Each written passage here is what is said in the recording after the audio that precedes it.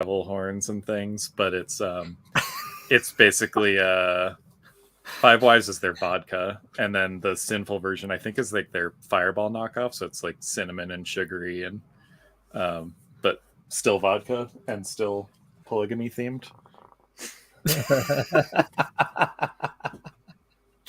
Is it just the method for how to become a polygamist, and just kind of buy the whole range, and then you can have a different wife for each of the different products that they have? I mean, I think that is buying the whole range is the method that a lot of polygamists here take, where they like will get like, because sometimes it's sister wives is the term for all the wives, but sometimes it's also literal sister wives, where they get one and then get the younger sister and then just keep moving down the line. Okay. I did see a Judge Judy thing the other day with that. It's just a clip, as it comes up with all the nonsense on Reddit and things. Yeah, and it was a guy trying to explain his kind of setup at home, and there was it was kind of a clip out of context, and he was trying to explain how the ordering of all the wives, because he had some ridiculous number of wives, and how the ordering, how he'd ended up marrying this late teens girl, and then later on married her mum as well. just as they're explaining this, as this guy sort of stood there, like Judy's just kind of shaking her head and throwing more questions out. And it's just baffling, utterly baffling. Yeah, me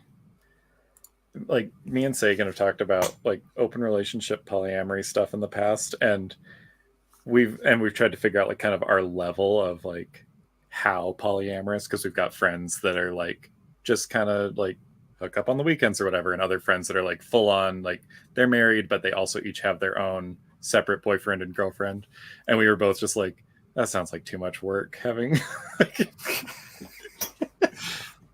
like I don't want 2 like actual dedicated girlfriends, let alone like 18 wives. I mean, it's hard enough just looking after yourself most of the time, isn't it? Just to then kind of factor in other people who are dependent. I mean, kids I can't even. As well, I can't even consistently cook myself dinner and like lunches to take to work for the week, or like put away my laundry. But if you had 18 wives, you wouldn't need to, maybe. I mean, I guess the stereotypes. That's the problem. That's the problem, is where I fall into like gender dynamics, and like where I see myself in a relationship is not really compatible with having 18 relationships. Because I can't just go, cool, that's your guys' deal, go do it. It sounds like what you need is staff more than wives. No, that sounds like a good idea. Yeah, there was employees instead. I think it was a couple of years ago. It might have been pre-pandemic, but I think it might have been mid-pandemic. Since polygamy became like officially illegal years ago, like for Utah to become a state, they said you have to get rid of polygamy. A lot of the time they basically are only legally married to one wife, but they have a house with a bunch of other wives and they're billions of children, and then they count as like a multi-family household, and so then there's all these single moms and they just get on welfare so they can all collect on all the kids. But there was a corn maze that they found, like this, I think like 5-year-old kid walking around in the corn maze after it was closed and everybody was gone, and they didn't figure out who he belonged to till the next day, and they're interviewing the dad on the news, and he was basically just like, well, I mean, like basically my two of my like 6 wives or something took like 9 kids, and like he's like, when you have like 9 kids that all look exactly the same, like it's hard to keep track of them. I don't see why, like basically I don't see the problem that they lost one. I mean, there was a documentary about that kind of thing, there wasn't there, with a family that all went to Paris, and then left one of their kids at home. Yeah, Trump was in that. Yeah, that was the second one when they revisited and went to New York, wasn't it? I don't think I ever actually saw the Trump one. I think I only saw the first.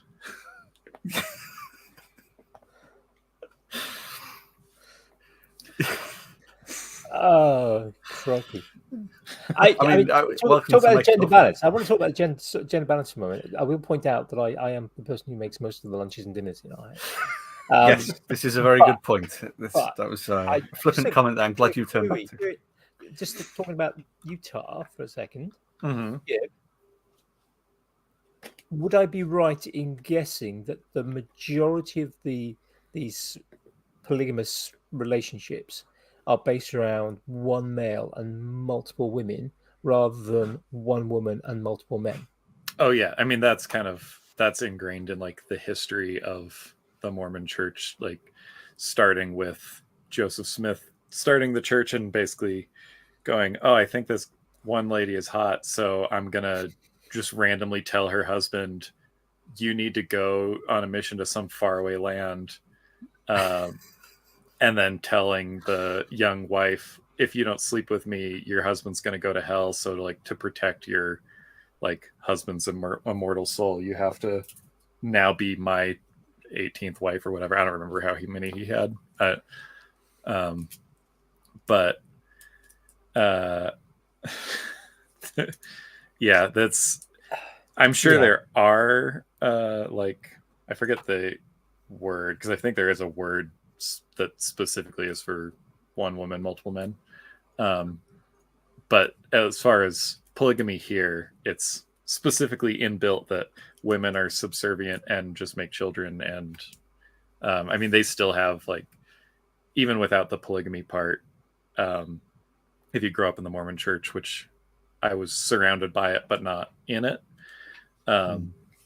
you go to your ward with your family. And then once you get basically of dating age, you move to the singles ward. That's like just all the young people, basically all the young horny people that they tell you that they can't have sex so that they want to. And in a lot of wards, they'll do things like have all the men sit in the pews and things first, and then the women wait in the hall and get told basically hot tips on how to be a good wife, and then they walk them in so they can kind of all be viewed. There's so many things wrong with that. Yeah. And then they send these young kids, because you go on your 2-year mission to somewhere else to go proselytize and try to convert people, or not actually to try to convert people, but to just put you in a situation where you make other people uncomfortable so they're dicks to you, and then it reinforces your culty mindset of the only people that like me are all these people that understand me.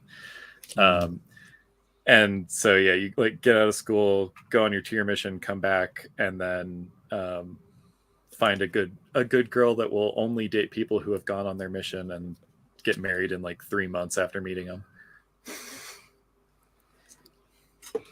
And 6 months before meeting the next wife. I mean, usually you would meet her sister around the same time. You just don't start dating her until 6 months after marrying the first one. Oh man! Oh, until she's got over a certain age, I'm guessing, hoping. Maybe she can go there. You'd hope. There was I forget the exact particulars of it, but there was a date Sagan went on where she thought she was going to just go on a movie with this dude that asked her out, and then all of a sudden he's like, my little sister's coming, and theoretically is kind of a chaperone basically, and then he invited her to hang out or something, and when she didn't specify what they're doing, and then she gets there and he's like, oh, my little sister's doing a church thing, and so I need you to come help her do her hair and her makeup and stuff. And Sagan's oh my gosh. One, I don't want to do that. Two, I'm I don't really do that type of stuff.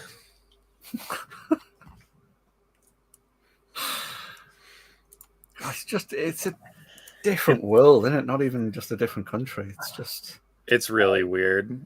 And like, there's also just all sorts of extra weird things that like have mostly kind of fallen out of fashion, but still exist in little pockets of it. So then when you tell Mormons, like, yeah, there are Mormons that believe this, they just go, no, that's not a thing that we're taught. That's like, we don't believe that. Like, I mean, they used to say that basically like all black people were bad, and the reason they have black skin is because they're descendant from I don't know, the Nephites or something, and so they're like cursed forever with the mark of being bad, and so they couldn't hold any like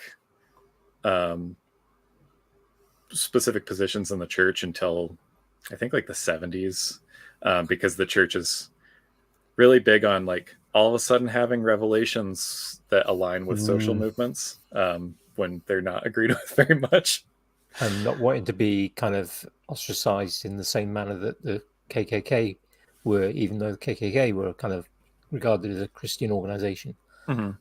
Yeah, and they are like just an extra weird one because they're one of the only like Christian organizations that has a sequel to the Bible. But then also like, well, I mean, there was the whole, Bible 2 Jesus Returns kind of thing that we. Well, we yeah, I guess sequel to any more books after the New Testament, which the Old Testament's so much cooler than the New Testament. There's more as long as you don't mix your fabrics when you wear them on shellfish or. I mean, yeah, if you take anything like literally from it, they're all awful. But there's sweet wizard battles in the Old Testament, and there aren't. That's true. The demons are in the Old Testament, not the New. Yeah, when I was there are demons in the New Testament too. Yeah. Good point. Yeah. When I was in, I think third grade, my brother I still don't really know what my brother's motivations were for telling me that I should read the Bible, because we didn't grow up religious, but he told me I should read it, and he was trying to like convince me. So he's like, oh, it's cool, like it's basically just like Lord of the Rings, like there's like magical fights and wars and all this stuff. And I didn't want to read the whole thing, so it's like, can you tell me where in the book those cool things are so I can read just those parts?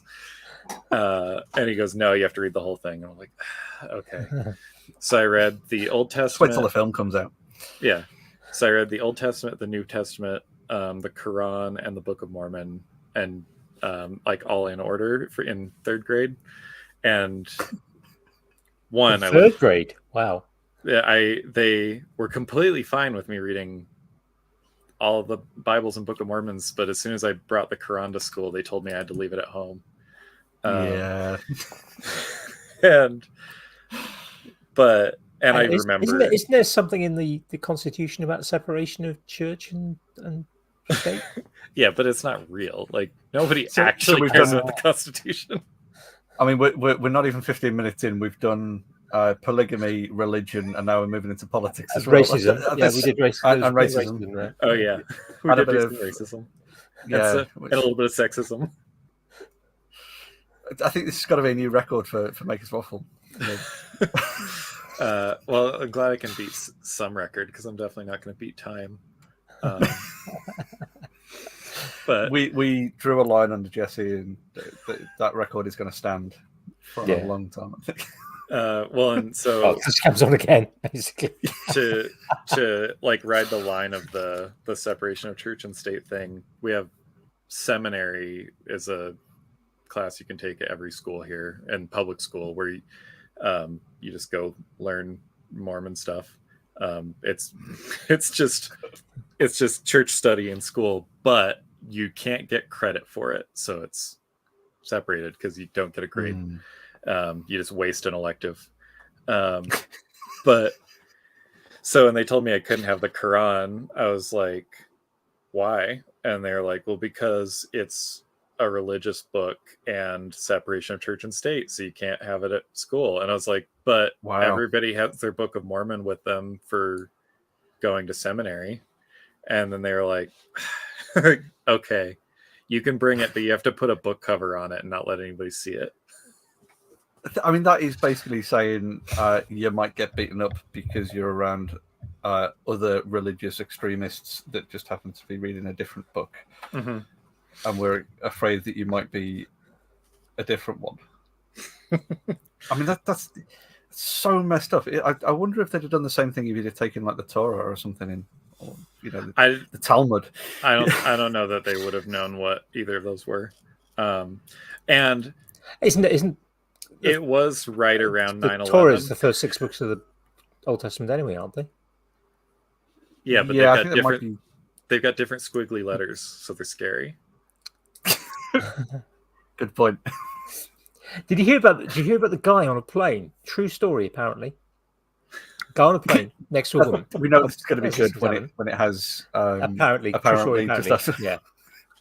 Anyway, woman complained to the stewardess that there was some guy plotting something in the seat next to him.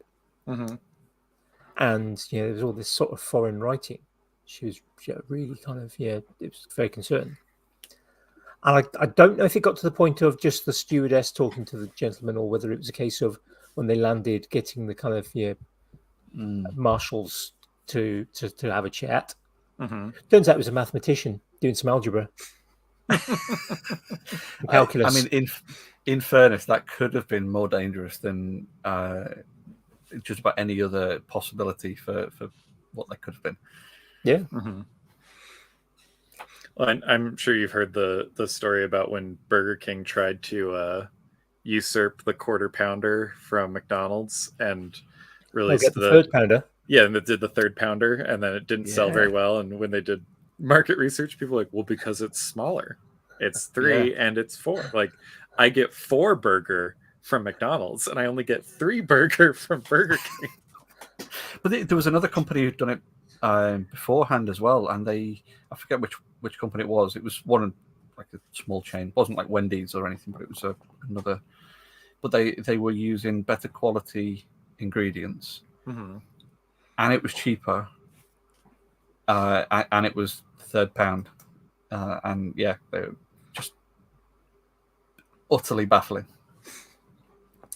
But I mean, surely, if you said here's a half pounder, here's a quarter pounder, most people go, oh yeah, the quarter pounder is smaller than the half pounder. But thirds in between?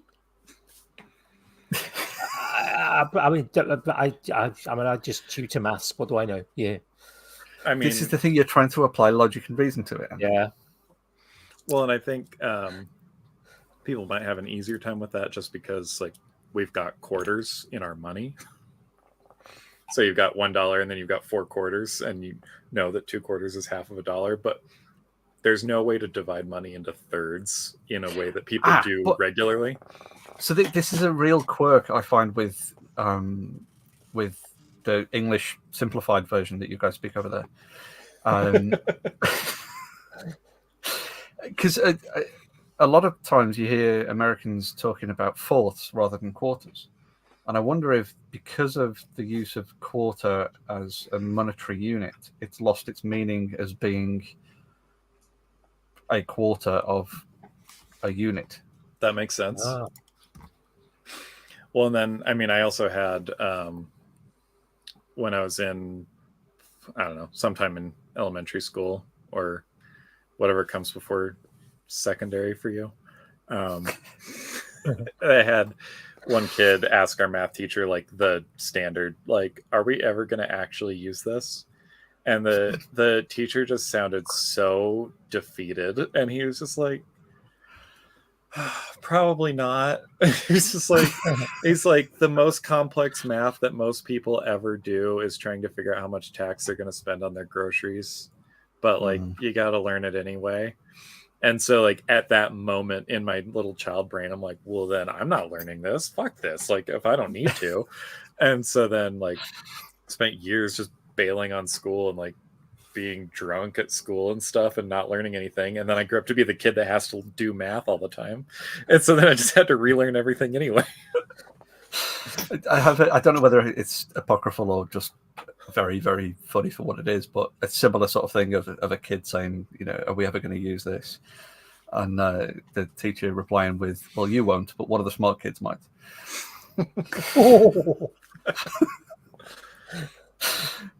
Yeah, I can imagine that was probably one of those things that many, many, many teachers would love to say, but it's no one actually has. Yeah. Oh, yeah.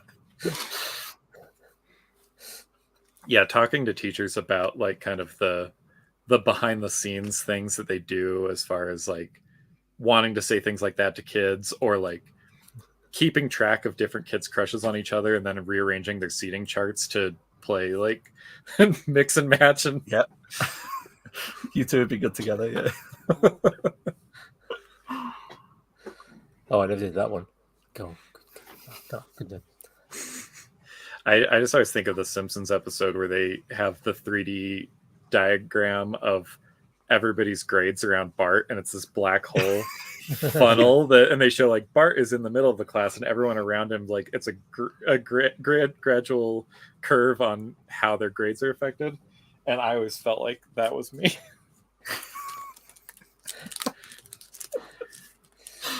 Yeah, that is something. It's always good to influence your peers. Yeah. I had at least one of my teachers, because I'd always get like moved for talking to people, and I had one teacher tell me like, okay, you just have to sit at my desk so that you won't talk to anybody. And so he moved my chair so that I literally sat on the opposite side of his desk and worked on the back of his desk. And I just talked to him all the time.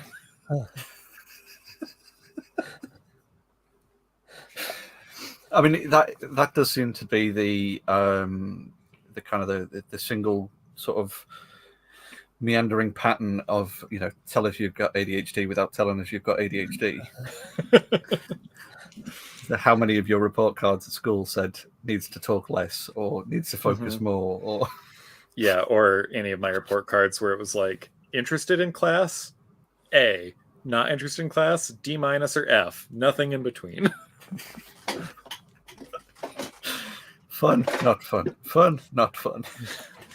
I had I was the runner-up valedictorian in one part of my school, specifically because my electronics teacher was over the like committee that chose who was gonna like be like the three that would compete for specifically like the skills side of it. And he told me, you should apply for this thing. And I was like, why? Like, my GPA is garbage. Like, I doubled it in my my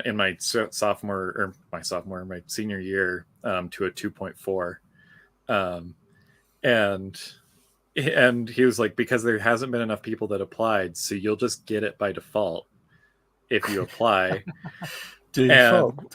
Yeah, and he's like, and then you can still write on like a resume or whatever, like valedictorian runner up. And so I had to go to this like assembly where the lady's reading out people's names and GPAs, and she's like, this, like, I forget who else, but it was like 2 Asian kids and me. So she's like, this Asian kid's name 4.0, this Asian kid's name 4.0, Isaac Doubek 2.4. and I just like yelled out from the stage. I was like, yeah, that's right. Like, so, damn it, it's 4.2. They got the numbers wrong. Yeah, and it was also funny because like my last name's Czech, because basically Czech and Irish heritage, basically just pretty much 2 generations back coming over. But so it's pronounced Doubek, but people almost always say Doubek, and I just stopped correcting them forever ago. And so they called me Isaac Doubek when they called me up to the stage, but then when she was reading my thing, she said Isaac Doubek. And I was like, what language has silent Ks? I was like, that's the first time I've ever heard that one. It was kind of interesting. And I liked that it was pronounced 2 different ways in the same thing. Yeah, English does often at the front. Yeah. No, something. Yeah, but no. Knife. Yeah, so if I spell my name backwards. Yeah. But yeah, I don't know. Yeah, not the end though. Yeah. She wanted it to be French or something. But they only pronounce about half their letters anyway. Yeah. Mm-hmm. Yeah. If that. And to be fair, you've already got 2 A's in your first name, so it's not like you've got a particularly normal, usually spelt kind of arrangement of letters anyway. I love, because people consistently do 2 S's instead of 2 A's. And then when I say, oh, it's 2 A's, they go, oh, I've never seen it written that way before. And I go, oh, you've never read the Bible. So that's pretty much just how to spell Isaac. There's a guy that I knew that one thing that's really big here is just making dumb spellings for common names, because they want them to be unique, but they also don't want them to be unique enough to not be just a normal name. And so he named his kid Isaac, but it was like IZSCAK or something. And I was just like, why would you do this? Teach a kid to have to spell their name to everybody they meet moving forward. Yeah, and teach your kid how to be bullied.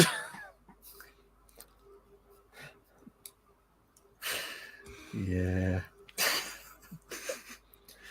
We've seen a rising kind of that sort of thing in the UK as well. Mm-hmm. Something you see as a teacher, yeah, and kind of they get the names that are, you see the names that are kind of sort of named after someone. So yeah, when popularity of films and TV, the Kylies that appear after sort of Kylie Minogue was famous. Yeah, and then you get kind of some of the celebrities start naming their children really odd names, and then sort of ordinary people start naming their children really odd names. Yeah. Well, nobody was called Wendy before Peter Pan was, I think. Was that an invented name for yeah. Peter Pan? Yeah. I forget if it's like Tiffany or Jennifer. It's like some name like that. It might Tiffany is a really, really, really old name, but it sounds like it was new. Yeah, so like it's like medieval times, and so people that are writing medieval literature can't use it, because then people are like, why is this sounds person like someone named Tiffany in a castle? Like Tiffany's from like the 80s. Yeah, exactly. It's the 80s crime show or something. Yeah, Tiffany means like scrunchies and arm warmers. That doesn't mean. Well, so there's a broadcaster and author in the UK called Tiff Needell. It's just TIFF, and then but everyone just kind of grew up hearing his name as Tiffany Dell, because of the way everyone pronounced it on TV. So he's kind of Jeremy Clarkson-esque figure. He's usually associated with cars and things like that, but much more civilized than Clarkson. Actually a reasonable human being and stuff, but but yeah, that whole sort of thing of like, as a kid growing up and turning the TV on, it's a car program with Tiffany Dell was kind of just what you heard on TV. It's, you get a bit older and you go, those words don't match what people are calling him. There was I think it was a tweet I saw semi recently where they were saying that their elementary schooler was coming home and telling them the name of their homeroom teacher, and they were just like, there is no way that your teacher is named Mr. Penis. And the kid's like, yeah, it's Mr. Penis, and it was a Miss Derpanis. Yeah.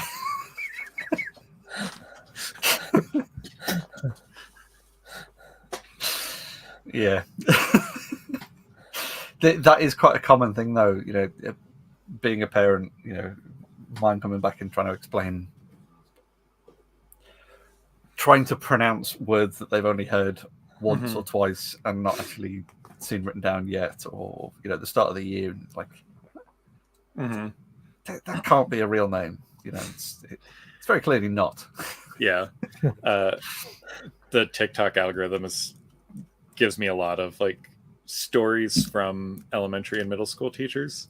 And there was one the other day where she was like, asked this little girl, like, I'm pretty sure I just heard you say a word. Like, can you repeat that word? And this little girl was saying something about a cunt.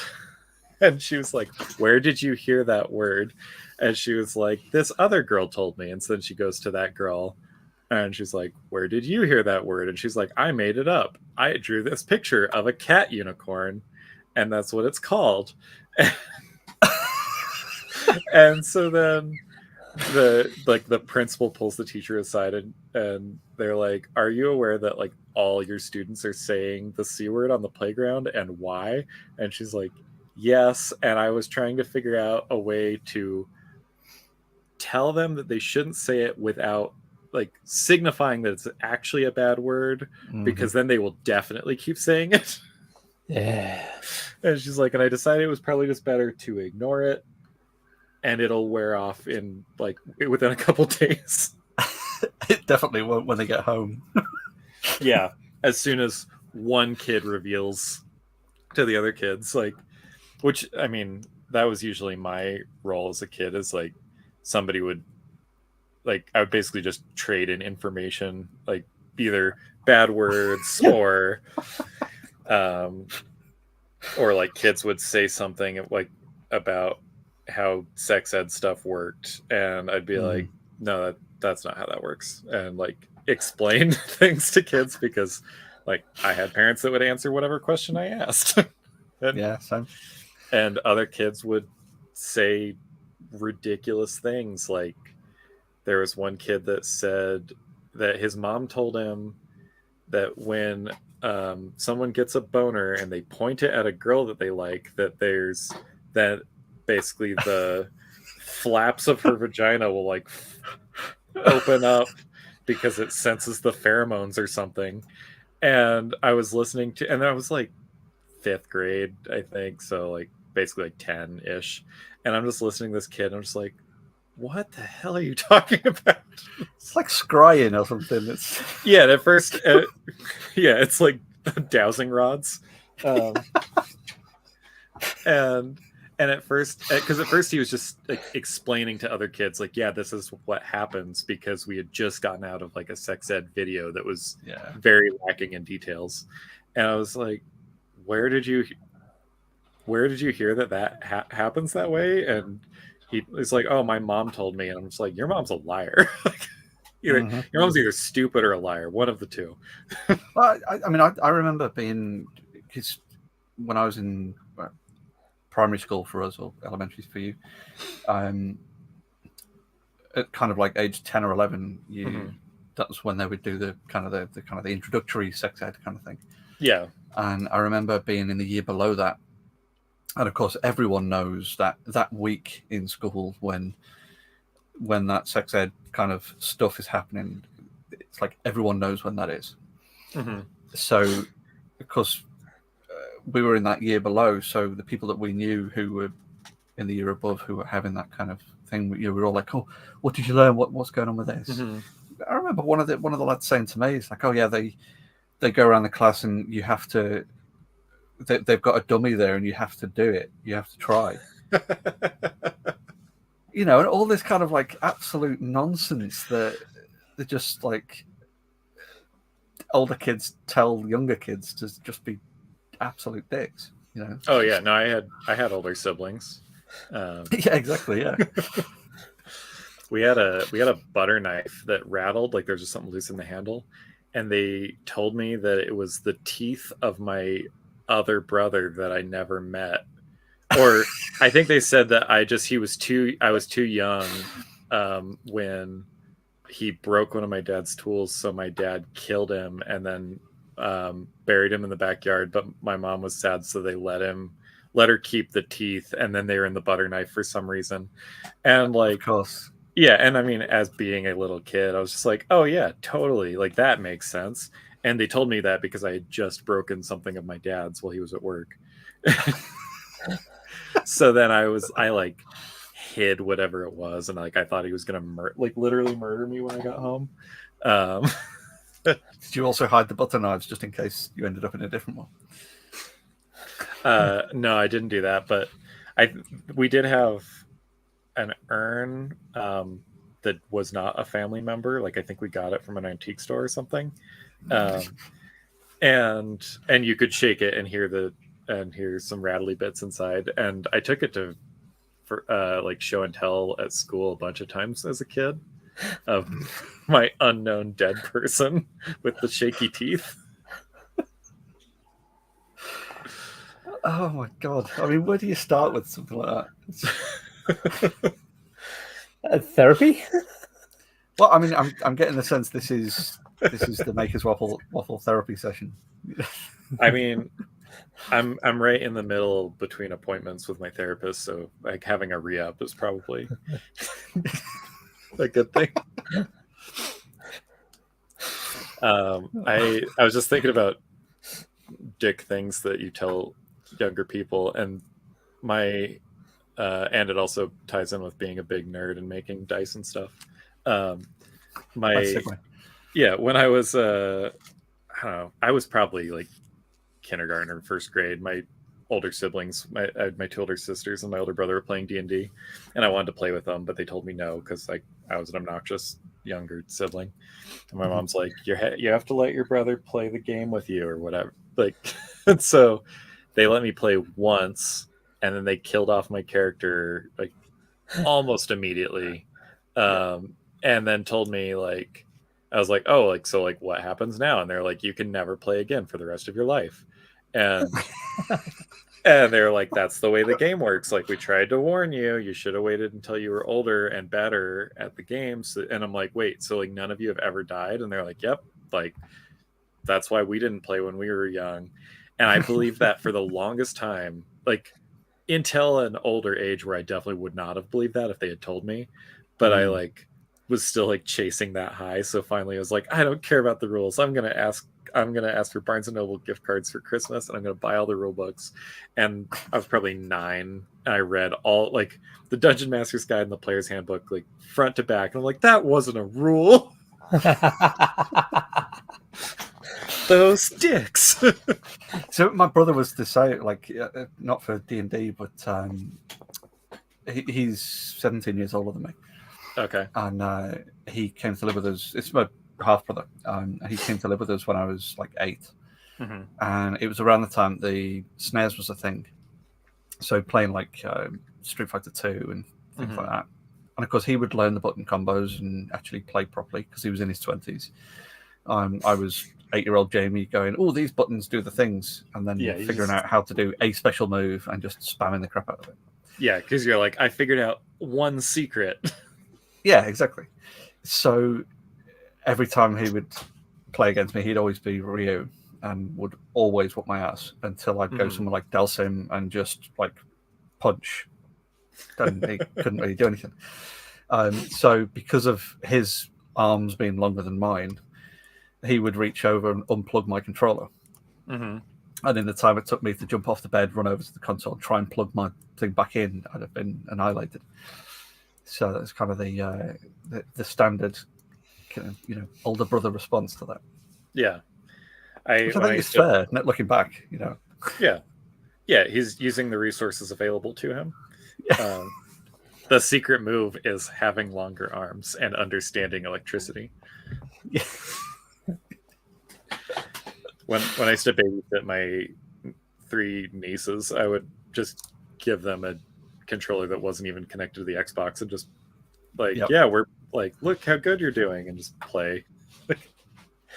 Or have a one-sided pillow fight where I would just put a pillow on the couch and then they would just ram their faces into it and laugh for forever. Are you sure you weren't just like giving them magic mushrooms or something? They might have just been dumb. One of the two. I mean, all kids start out dumb. The goal as a parent is to make them not.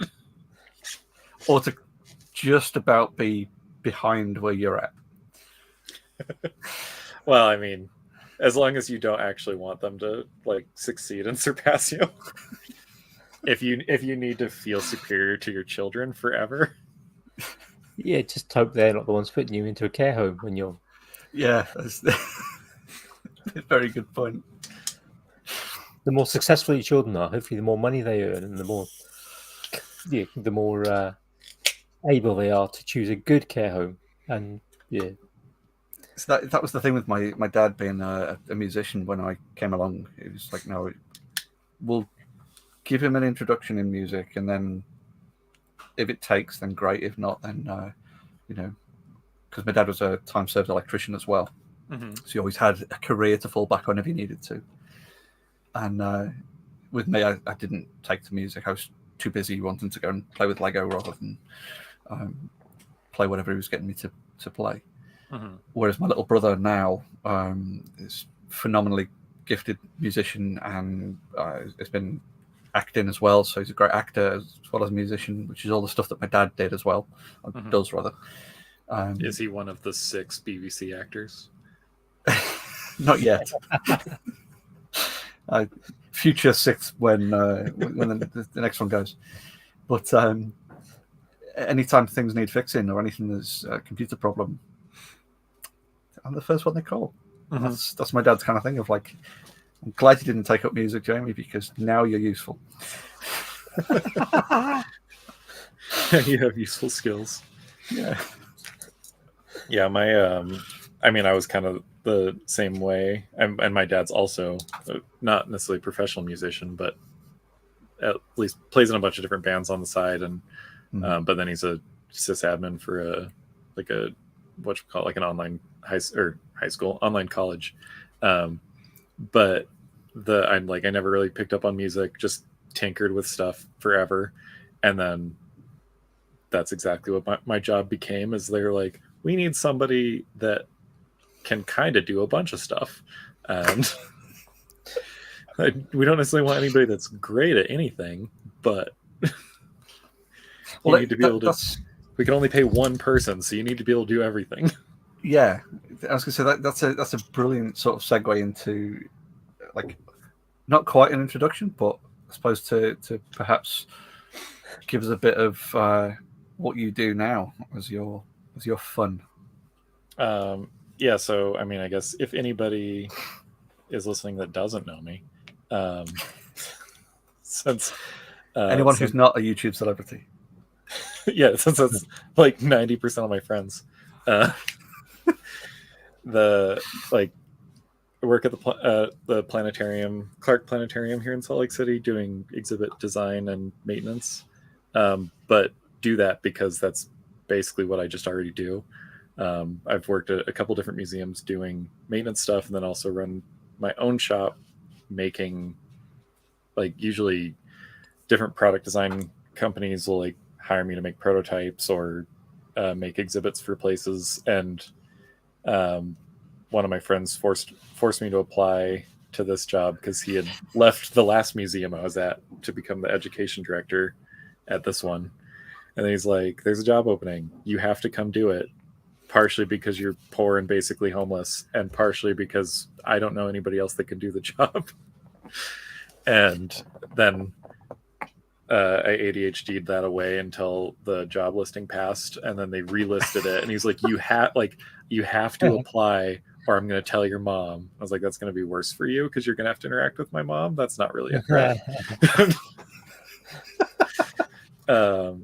So yeah, now I just go and tinker on things and try to figure stuff out, because there's so much like weird exhibit stuff that, like, buy this exhibit, pay some company like $20,000 for it, and then 8 years later it breaks, and like there's very little documentation. You call them and they're just like, oh, the dude that made that is gone or dead or something.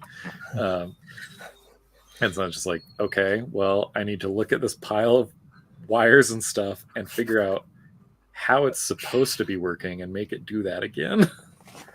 Or just rip the internals out and put something fresh and fanciful in it.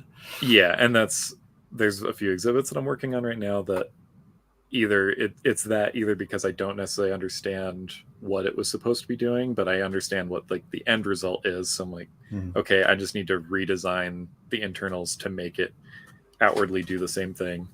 Or because I recognize design issues that are just like, this whatever problem happened is just going to happen again unless I completely revamp this.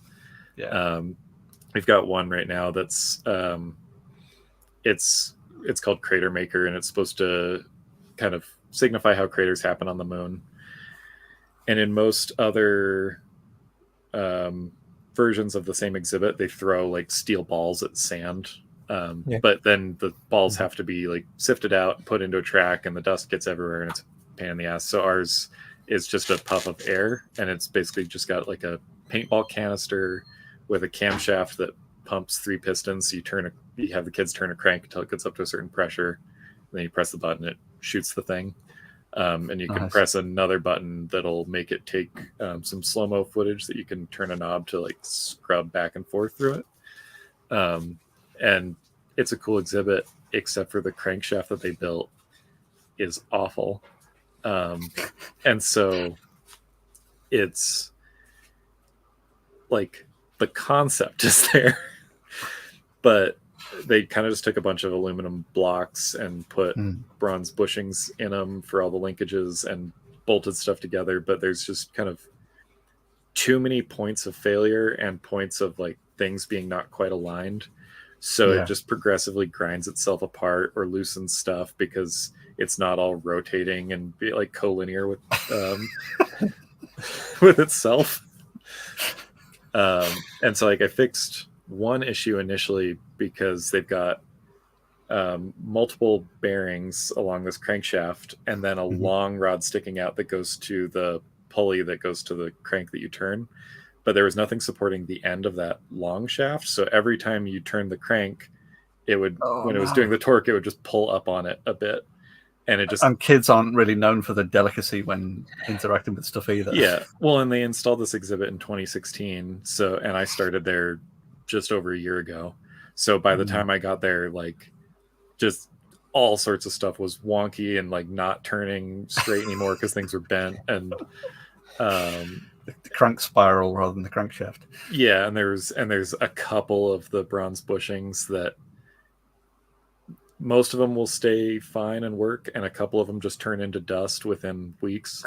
And so it's just like, okay, I need to just completely redesign and rebuild this thing. So I'm working on that right now and haven't decided yet if it's going to be just a better crankshaft.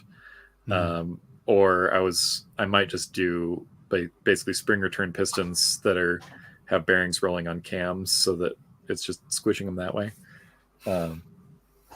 But either way, it's still just going to squish pistons and put air into a tank so that you can squirt some sand.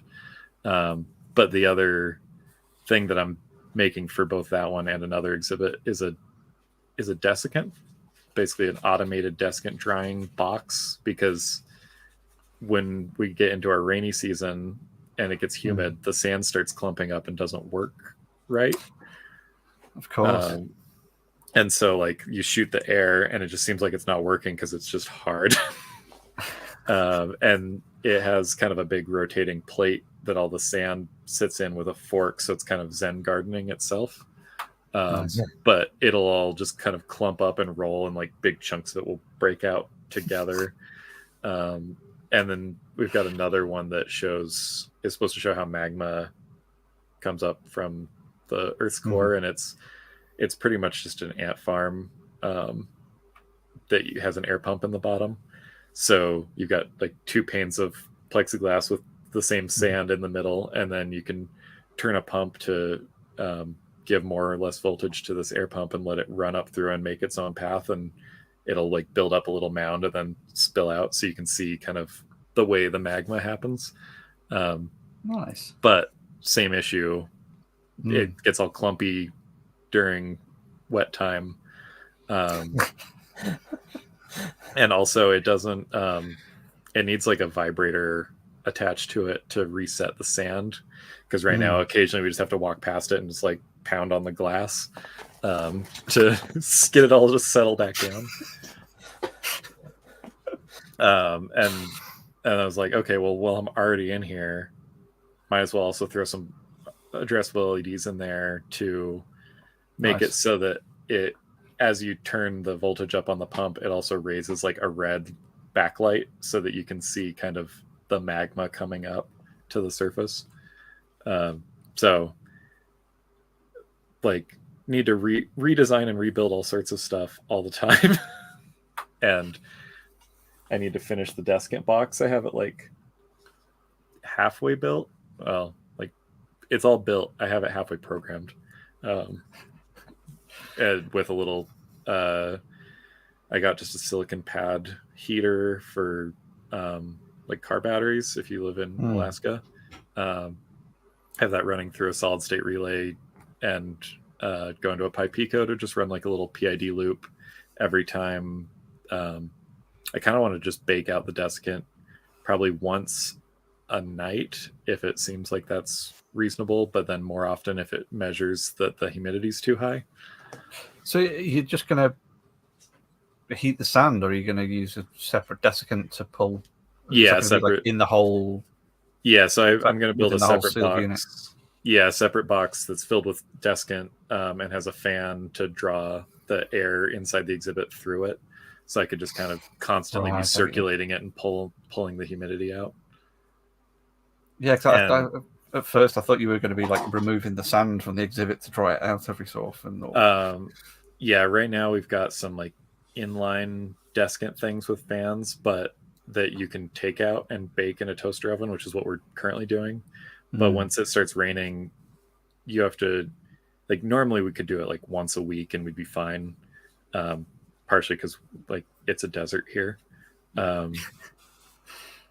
But once it gets into there's like a month or so in the rainy season where it's like it gets saturated again in an hour, and then it's just like cool, the exhibit's broken again. It's just going to be clumpy for a while because there's only me and one other exhibits person in the house. We have kind of the same job, just kind of cover whatever our specific expertises are. So there's not really a whole lot of extra manpower to be constantly pulling the dessicant out of the exhibit, taking it across the sheet to the shop, baking it in the toaster oven. Especially while you got kids running around trying to use the thing as well. Oh yeah, I try to pay attention to the schedule for when we're going to have field trips in, because otherwise, I mean, you get kids like literally just climbing on top of you while you're trying to fix stuff, and you're just like, can you please not be like literally standing on me? It's broken anyway. It's not going to do anything. I've got it turned off. Go away.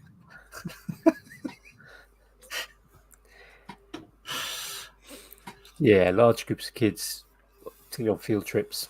Yeah, it is interesting seeing like how different schools' field trips behave, like even kind of in the same age group, just depending on kind of how much the teachers keep them in control, and also like, I don't know, how they're expected to behave normally. Because it's just like different schools have a completely different feel as to kind of how much they pay attention to their surroundings, how respectful they are, how much they just sprint and scream and bash into things. I did see this little girl the other day. We've got this one exhibit called Sea of Clouds that is kind of talking about atmosphere on Venus or something. I don't remember. It's a big bowl with ultrasonic misters in it. Like there's nothing special about it really. Which I guess really that's most exhibits are under the hood. They're a very simple thing. But this little girl ran up to it, and the edge of the bowl was above her center of gravity, and she ran up to it and like put both hands on the rim and lifted herself up, and then just went straight over the side and just like plap, like it went face first into the exhibit. And like I could see it happening where like her momentum was carrying her over, and it was just like, yep, she's gonna smack her face straight into that thing. And like my immediate thought was, oh no, she's gonna lose her grip and slide into the bowl and cheese grater her face across the drains, because there's some like wire mesh drains in the bottom so that all the condensation can run out. And her dad or chaperone or somebody was right there, and he wasn't fast enough to stop her from smashing her face into the thing, but he was fast enough to grab her before she slid into the bowl. I mean, that conversation. Have you seen when they get home? What'd you say, Andy? Have you seen Willy Wonka and the Chocolate Factory? Yeah. Yeah, it's like that. Well, that conversation when you get home, you're like, what happened to you? Why is your face all cut to ribbons? It's like, oh, I fell into Venus. There's a school picture of my little sister from when she was in, I don't know what grade, but she was pretty young, and she was pretending to be a cat, and she was running around on all fours, and she jumped off of a chair on our concrete porch and tried to land on all fours, but just collapsed her hands and then had this huge scab that went straight down the bridge of her nose and on her forehead a little bit. And the school pictures were the next day. So it's just amazing. this picture of her looking all grumpy and just like this big scab. And I think it was like right before she jumped, somebody like my mom or my stepdad was like, don't jump off the chair, you're gonna hit your face on the ground. Yeah, I mean, it's the benefits of being an adult, kind of remembering when we did the same thing. Mm-hmm.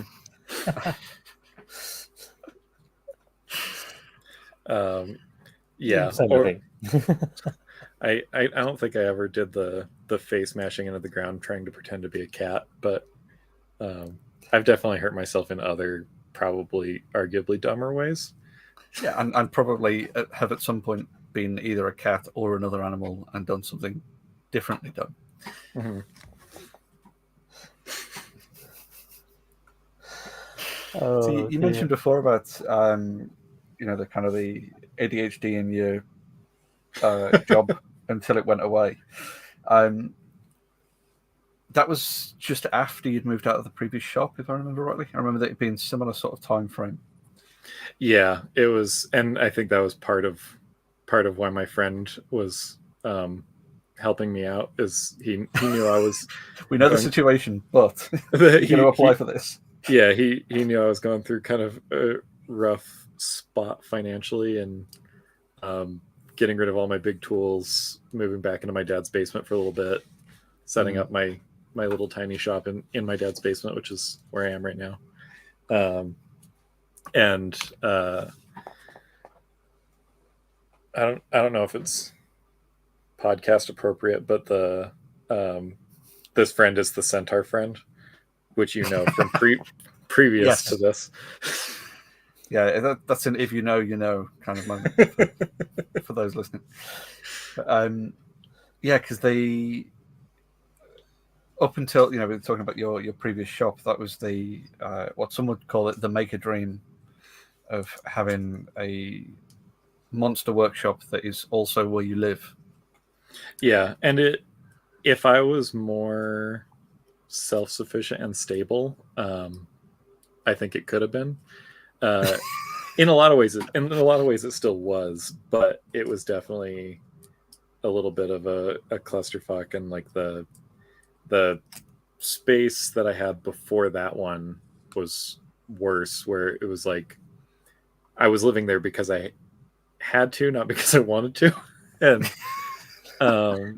And it was like a crappy shop on kind of like the outskirts of like industrial part of the city, that I had kind of a don't ask, don't tell policy with my landlord, where they were basically like, if we ever have a conversation about it, it's technically illegal for you to live there. So like, if we talk, like, I know you live there, but I'm not going to say anything. But if we have a conversation about it, I'm going to tell you have to leave.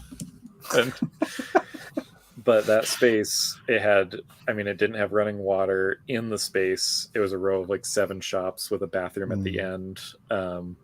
So I built a shower out of I bought like an electric car shower pump, and then cut the cigarette lighter plug off and just put a 12-volt supply on it. And I would go take like a 5-gallon bucket to the bathroom and fill it up with water, and then bring it back and put like a soup immersion heater in it, like a sous vide, and shower in this big concrete room. Nice. And I think the hottest, I don't remember, I'm bad at Fahrenheit to let's see, F to C. The hottest I ever measured it in my bedroom was 48°C, so 119 Fahrenheit, That's a no from me. and then negative 22°C for coldest ever measured in my bedroom. That's a no from me as well. Yeah, no, I think I'll skip that. Yeah, that was awful. So like, it was cool in a lot of ways, but also like, it was mostly a result of me not being able to manage my life. Well, I mean, the shop in between then, because when we kind of, I don't want to say discovered you, but when we became friends, when we found you, yeah, when you adopted me, yeah, when we adopted you as just a fellow Brit with a funny accent, it was a nice big fully kitted out workshop that you happen to live in, rather than people having a house that has a workshop attached. Yours was a workshop that you could. Yeah, it was. The workshop was the priority in my life, and so I went, okay, I'm going to rent this space, and I will also make this one small room off to the side where I live and have a TV and a couch. And a CNC that you could have, turned into a king size bed quite comfortably and still been able to use to work around on. It was funny because like the CNC's full cutting area was, it was just over 5 by 10 feet. So it was like a 8 by 13 foot footprint on the whole machine. So it's bigger than my car. And for a little while I had a Tinder profile, and I put on the thing like, if you come have beers with me, I'll let you take a ride on my giant robot. And that's not a euphemism, because the spindle was beefy enough that you could just sit on top of it and it would drive you around like while it was cutting. I remember at one point you had a smaller CNC that you'd placed on your big CNC.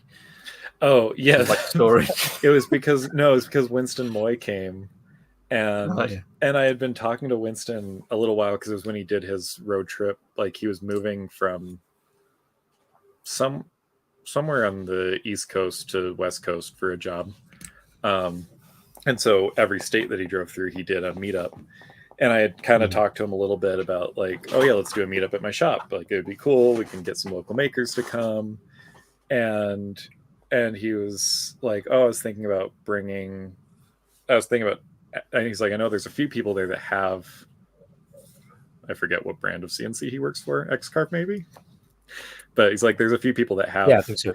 the things. So like, do you have space to set up some tables and we can set up everybody's CNCs? And I was like, yeah, everybody, you can just set up all your CNCs on my CNC.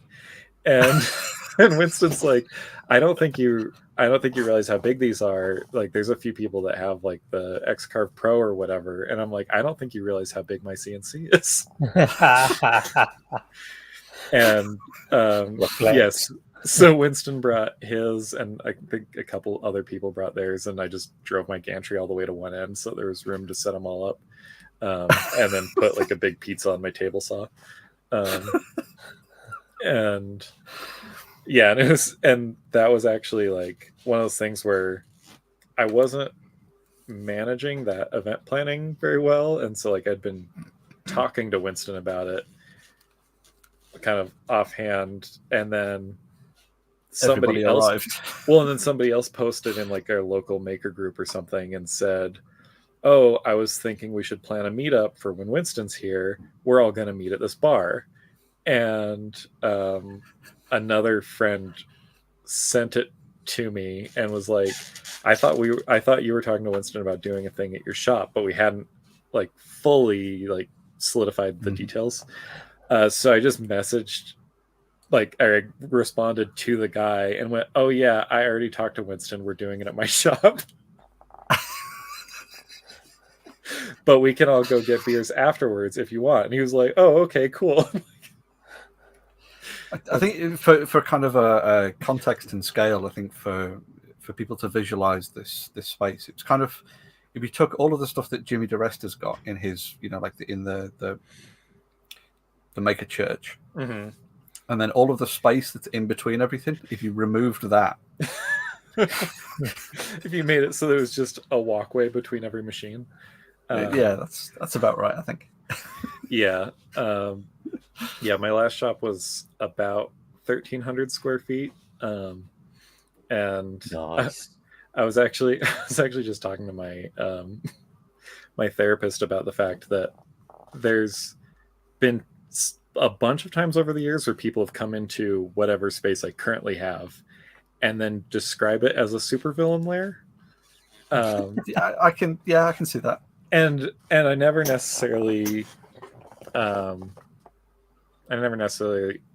got it. It was just like, I mean, I don't disagree, but like there's just been so many times where people have been like, oh yeah, you're a supervillain, and like I don't mind that description, but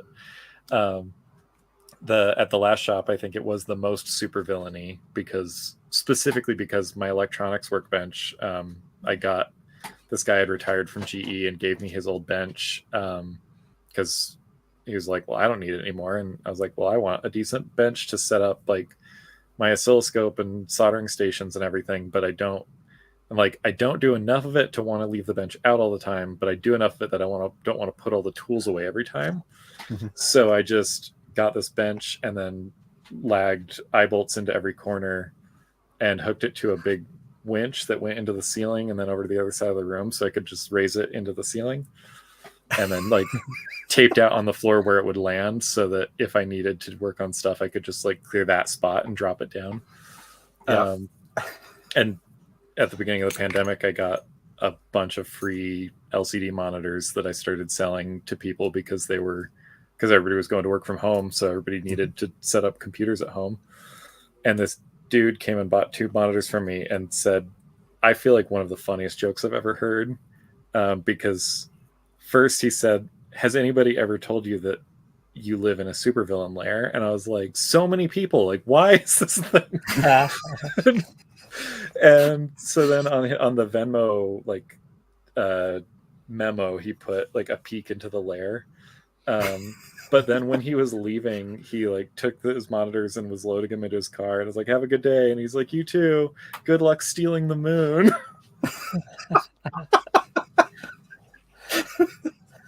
And you went, how did you know?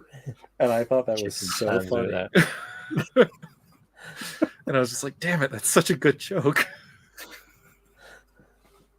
And a good plan. You just need to work out the logistics. Well, I mean, did you ever watch The Tick growing up? I guess not growing up, but have you ever watched The Tick?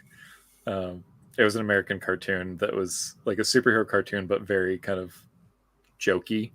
And there's his main nemesis is Chairface Chippendale, and he's this guy with a chair for a head. And he builds a giant laser to shoot his name into the moon. Nice. And all the superheroes are like, oh, we've got to stop this thing, stop Chairface Chippendale. But they get there like, well, it's already happening. So they blow up the machine after it just says like cha. So then for the rest of the cartoon, there's this giant like CHA burned into the surface of the moon. So you just, send one of the superheroes to fly up there and spin it round so you can't see it anymore. Yeah. Or at least kind of just like rub it out. Rub it out. Yeah. Well, so the last kind of project I remember from you doing in that workshop was trying to come up with your own design for how to injection mold resin into your custom D20s. Yeah, I may have half of that mold in my heap right here. Here's a heap I ignored earlier. It is a heap that is right behind the camera. So it was temporarily less important. Because that was another thing, wasn't it? You got that Cintiq, which I think was another one of those kind of, this thing's broken, you can have it for it next was to nothing. That one was a university surplus. This one, which is now also where all my maker stickers go, because I used to have them on the fridge at my shop. The fridge moved to the nuclear engineering reactor at the university when I was dumping the shop. And so then I was like, what tool do I see lasting the longest before I upgrade it? And I was like, unless this dies, I don't think I'll ever, like, I don't foresee there being a version that is good enough that I would actually pay money to upgrade, because like it's great, I like it. And so I went, all my maker stickers are now going on this, because that, and I wanted it to go on something that would like, that was a, I don't know, a part of creating other things. Yeah, it's a presence in your life there. Yeah, but yeah, so when everybody was learning to cook sourdough during the pandemic, I was like, okay, I'm finally going to learn 3D modeling. And like, I've done 3D CAD for forever, but I was like, I want to learn 3D sculpting and animation. And then I was like, what do I want to do with that? And because I need constraints on this project so that I actually know what to learn, because otherwise I'll just kind of meander forever and not actually do anything. And I was already doing resin cast dice. And it was like, okay, I want to do like an animation of like a D&D fight scene, and then take a chunk of that and just make it into a little tiny diorama and put it inside a die. And they're fantastic. They're And absolutely They fantastic. really are. And because of the way that I am, and with like basically just like a human manifestation of feature creep, it was like, okay, I need to learn animation. And then it was like, oh, but what if I make it into a diorama? And then it's like, and then what if I like decide to do a series? Like, it'd be cool if I did one of these like every month. It's been however many years and I haven't finished the first one, but still occasionally work on it. And yeah, and it's just like, I don't know, it's I both enjoy and hate that I am that way. Well, I mean, in fairness, when you were doing all the modeling for it, you did have an industrial, like proper espresso machine within arm's reach of the Cintiq. So Yeah, now that might have now had it's in the something other to do. room. So you got to walk further. That's maybe the problem. That's why you haven't worked on it for a while. I actually one of the only YouTube videos I've posted that is my shop tour. What's his face? Why can't I think of his name now? Bernie Solo. Bernie Solo? Works by Solo? Yeah, works by Solo. He commented on it and he's like, I have the same espresso machine. And it's one that I found at a thrift store, and I saw it and I was like, ooh, that is a pretty object. I need it. And I was with Sagan, and she's like, why do you need it? It's like, it's just like, what if it's broken? What if it doesn't even work? And I'm like, then I'll try to fix it. And if I can't fix it, like, it's just pretty. I want it in my life, just sitting there so I can look at it. I want the shiny box, please. Yeah. And then when I was moving, one of my friends broke it. He tipped over a stack of 2x4s and they hit it and broke the knob off the side. And at first I was like, it's not that big of a deal. Like, it's annoying, but I'll fix it. But it jacked up a bunch of the plumbing inside too, and it never quite made it live again. And so then I was like, oh, I'll see if there's some spare parts on eBay. Turns out it's a rare fancy espresso machine that's like $350. And but I found a new one at Goodwill like 2 weeks ago and replaced my broken one. And it's the exact same model, except for it's the slightly smaller version because it doesn't have the grinder built in. So it's all the same. It's just a little shorter. But yeah, so I'm once again caffeinated. Well, now I've got Adderall too, so I've got caffeine and meth. Well, I've got the "We'll Make for Caffeine" t-shirt on today, so. But yeah, so that whole tangent was the feature creep of trying to figure out how to industrialize my process for casting the dice. And so then it was like, okay, yeah, I could just cast them, but like if I do it the normal way and I want to make a bunch of them, then that's a pain in the ass. So it's like, I almost feel like I enjoy designing, like I enjoy making and designing objects, but I almost enjoy making and designing processes more. Yeah, I definitely got that impression from you. And getting like, and like, okay, so if I like add a sprue here and inject right on a vertice, then like I can reduce the amount of flashing so that I've got less cleanup, and then throw it in a vibratory tumbler, um and that, and just like obsessively researching and learning so many different things all the time.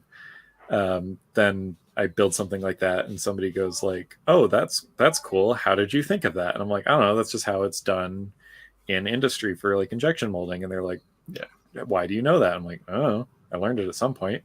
Like,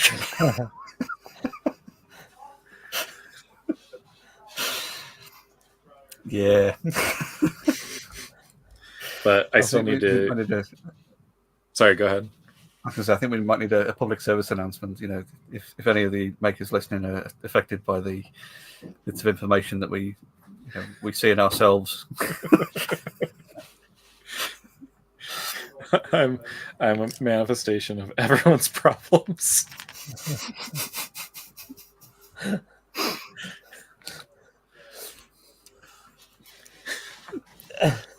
Yeah, I don't see that. I've had a bunch of people tell me that I'm like young Adam Savage, and I'm like, maybe, but I feel like even with his like his basically his ADHDness, I feel like he's a little bit more directed than I am. He's just had staff to kind of That's true. coax him back into shape. I have given him shit before because like Jen Schachter, I met her at what, a Hackaday after party from Maker Faire, and we were talking about her being like Adam's basically shop assistant, and we bonded over the fact that like we were the only two people there that basically weren't YouTubers. So it was like we're both makers that aren't good at documenting our stuff. And so I bully Adam through her, where for the long time he kept saying Arctic birch on his channel instead of Baltic birch, and every time I would see it, I'd be like, "Tell Adam it's not called Arctic birch," and I would comment on it too and just say like, "This is great information, but if you're trying to find the material that Adam is talking about, do not search the words he's saying because you won't find it." And like, I agree with him that this is like the best plywood that I use for everything, but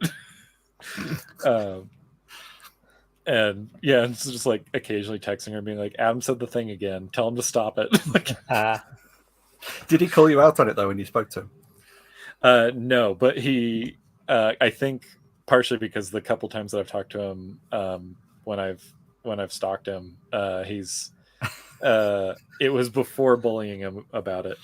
That's fair. But yeah, the first, I guess, might as well tell that story since it's the default maker school that I always have to tell everybody.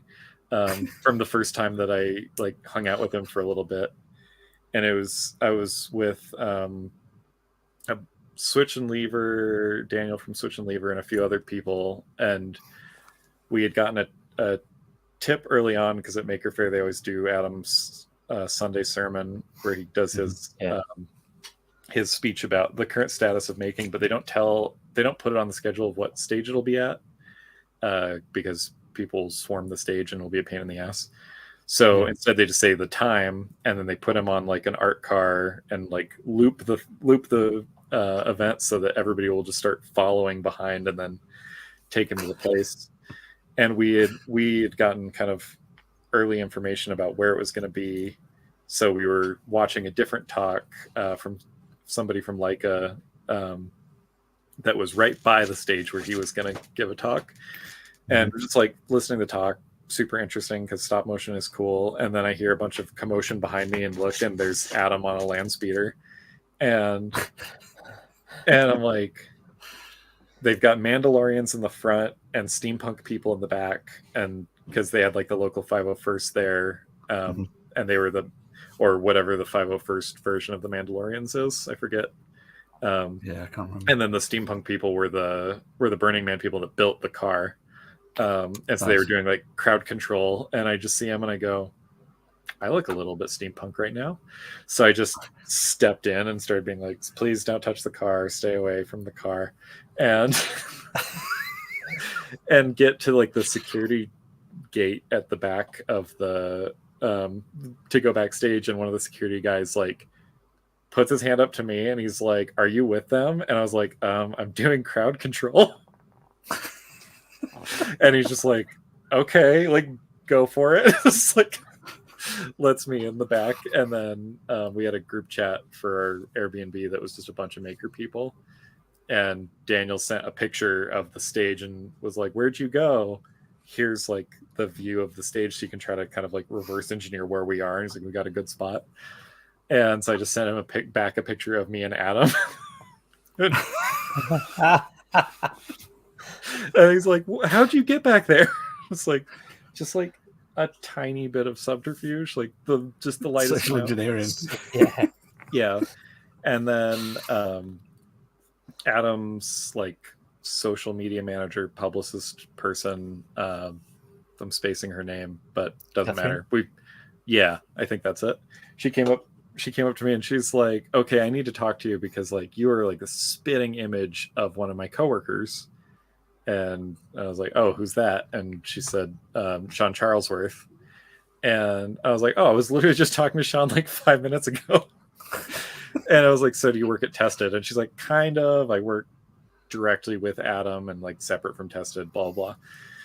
And she's like, and she's asking me like why I was there, what I do. And I was showing her some of the stuff I'd worked on. And she's like, this is all really cool. I'm going to like follow you on social media. And then like, maybe you can come to the cave someday if you actually post stuff so that you have like enough like clout to make it make sense, basically. So it's not just like, oh, this total rando came to my shop. And I was like, awesome. Like, I'm definitely going to do that. Have not done that. That's it. Yeah. And then it was like, okay, I want a chance to talk to Adam a little bit more. So like specifically position myself to be doing crowd control next to him at the, like while we're driving the land speeder. And he like jumps in and he's like, like this is great. And then looks up at me and he goes, you look just like Sean Charlesworth.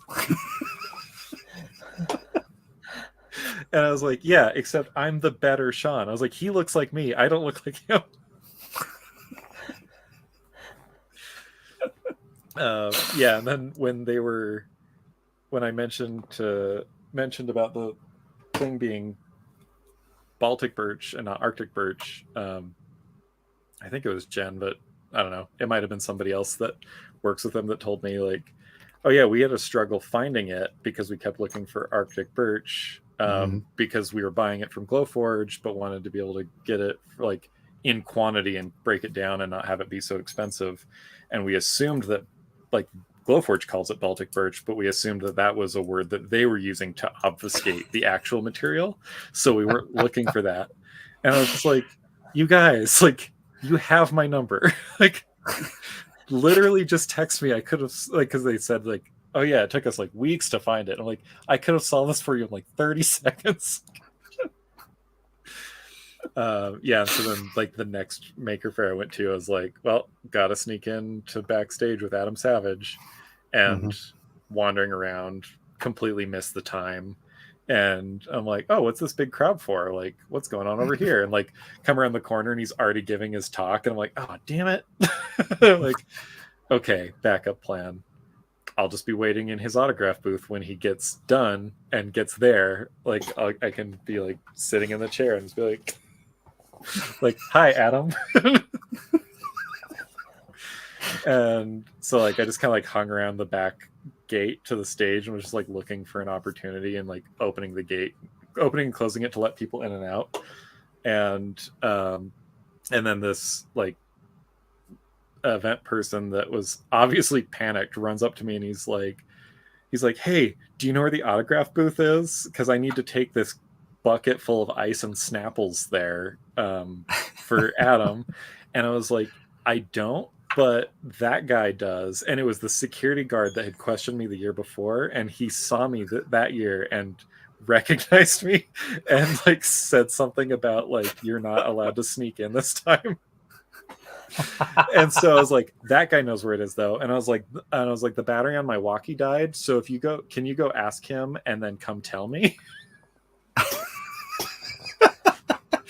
And so he goes and tells the dude, or goes and asks the dude, comes back and he says where it is, and I'm like, cool, I'll go with you.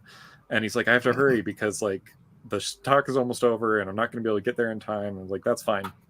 And so we start going and we go to one area of the park, and it's not where we're supposed to be going. And this kid is like freaking out because it's like, I need to give this thing to Adam. And I was like, I don't think we're in the right place. Call somebody on your walkie-talkie and ask them where it actually is, because they also had a really confusing naming schemes, because it was like maker tent, maker store, maker bench, and like it was just like too many similar things. And so they tell him over the radio, and he's like, I don't know where that is. And I'm like, I don't know exactly where that is either. And they're like, it's right by the big metal horse statue. And I was like, oh, I do know where that is. Like, let's go. And so I'm leading him, and then we see the thing right as somebody else calls me, and they're like, hey, Isaac, come do something. And I like turn, and he's just like gone because he's like on a mission. And I'm like, turn to the other person. I'm like, just, I'm on a quest. Like, leave me alone. Like, I gotta go. And so the dude goes through the thing, and then I catch up, and the guys there's like two security people on either side of kind of the back entrance to the tent. And and I had texted his publicist person in the morning and said like, I'm gonna find you guys. And she's like, I can't tell you our schedule because that would be insider trading. And I was like, that's fine, it's not fun unless it's a challenge. And she had obviously told Adam, because when I'm coming up to the bench, I'm like, or up to the tent, I'm thinking in my brain, I'm like, what am I going to say to these people to like social engineer my way through that door? Yeah. And I'm like thinking, and then all of a sudden I'm there, and I haven't thought of anything. And they both like put their hands up like, oh, sorry, you can't come this way. And I just like reflexively pushed both their hands down and went, I don't have time for you, and walked right through. And one of them like put his hand on my shoulder, but I already had the momentum, so he was like came through the door with me. And Adam goes, you made it. Like,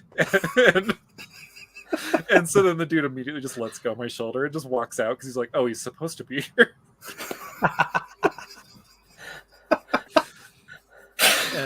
And so then I was like, hey Adam, like, I know you need to get to your like throngs of fans, because they hadn't started letting people in yet. I was like, I just wanted to talk to you for a couple minutes, give you this little thing I made you, whatever. And so we just like BS for a couple minutes, and then he's like, I got to get to the thing. And I'm like, no, I do it. Like, I don't want to hold you up. You've got like 1,000 people that you've got to deal with. I don't envy you. And then I was like, I think the next day I was having lunch with Stephanie and Stephanie Simone, Alan Pan, a dude I forgot his name that was an ex-Pixar animator, I think Simone's boyfriend maybe, and Alex Jurassic, and telling him the story. And Simone goes, wait, are you doing that right now? Does anyone here know him? And I suppose for context, you are very good friends with Stephanie and Alex. So I turned to them, and Alex immediately goes, never seen him in my life. And Stephanie's like, yep. And I'm just like, fuck both of you. Like, we talk like weekly at least. And then another friend of ours that was in the Airbnb with us sent a picture of me in the like VIP area having lunch with them to our group chat, and he was like, why is Isaac in the VIP area? And somebody goes, "Oh, is this your first Maker Faire with Isaac?" And it was one of those moments where we got food, it started raining, and they're like, "Oh, well, let's just we're all either VIPs or staff or something, we can all go in there." And somebody goes, "Oh, well, Isaac can't come in," and everybody looks at me like, "Wait, why are you here?" And I was just like, "It's fine. What are they going to do? Stop me while I'm with all of you guys?" And I just zip my jacket up because it's raining. It makes sense. So it was covering my badge, so you couldn't tell that none of the badges that I had collected over the weekend had a high enough credential. And then took my backpack off and carried my food in one hand and my backpack in the other, and had my sleeves over my wristbands, so that when the security guard was just kind of "You're good, you're good, you're good," and looked at me, and I just kind of shrugged, "My hands are full, I can't show you the things." And he's just "Okay, whatever, you're good, you're good, you're good." Social engineering your way into fun places, basically. Yeah, exactly. My therapist, actually, I told her this story recently, and she told me, because I told her, I was like, I've told her in the past that I have occasional issues with hoarding and tools and things, and I don't know what you mean. And I tell her the story, and she goes, "Oh, so you hoard social experiences too?" And I was like, "Yeah, I guess I do." I was like, I have always liked collecting stories. I like both interesting stories from other people, but I like creating them for myself. And so I was like, "Yep, I also hoard stories and social experiences." That's a worrying parallel that I hadn't made that connection with myself. But yeah, thanks for that. Thanks, Deanna. Not Troy, unfortunately.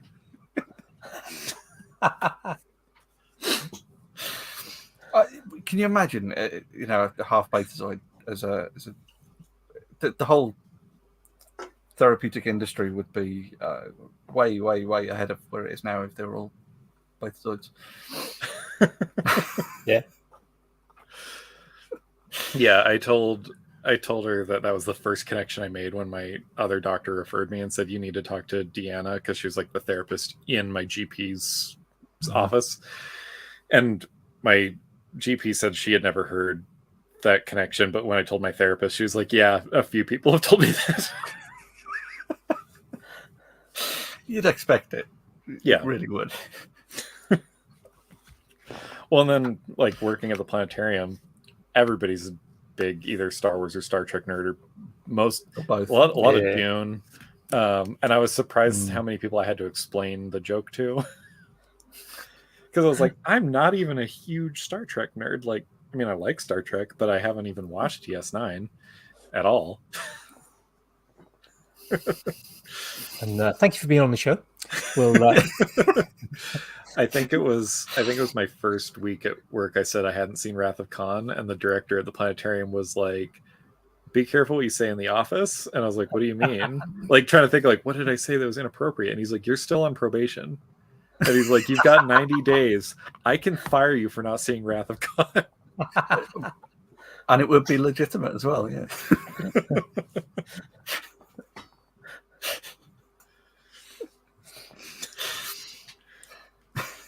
But yeah, I think that all started with dice somehow. Yeah, I mean, we knew it wasn't going to be particularly linear. I didn't keep a flow chart of the conversation. it's all right, though, did we? No, I think we stopped trying to take notes about 80 odd episodes back. Hey, I take notes every episode. There they are. You do, yeah. Yeah. I think I stopped taking notes about 98 episodes back. But I'm only taking names. Yeah. I just don't write fast enough. If I'm taking notes, I'm not paying attention. Because I'm trying to write the thing that you said 4 sentences ago, and then I'm like, wait, what did you just say while I was writing?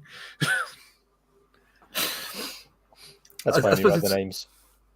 It's worth probably addressing the fact that we get to hang out with you sort of fairly regularly.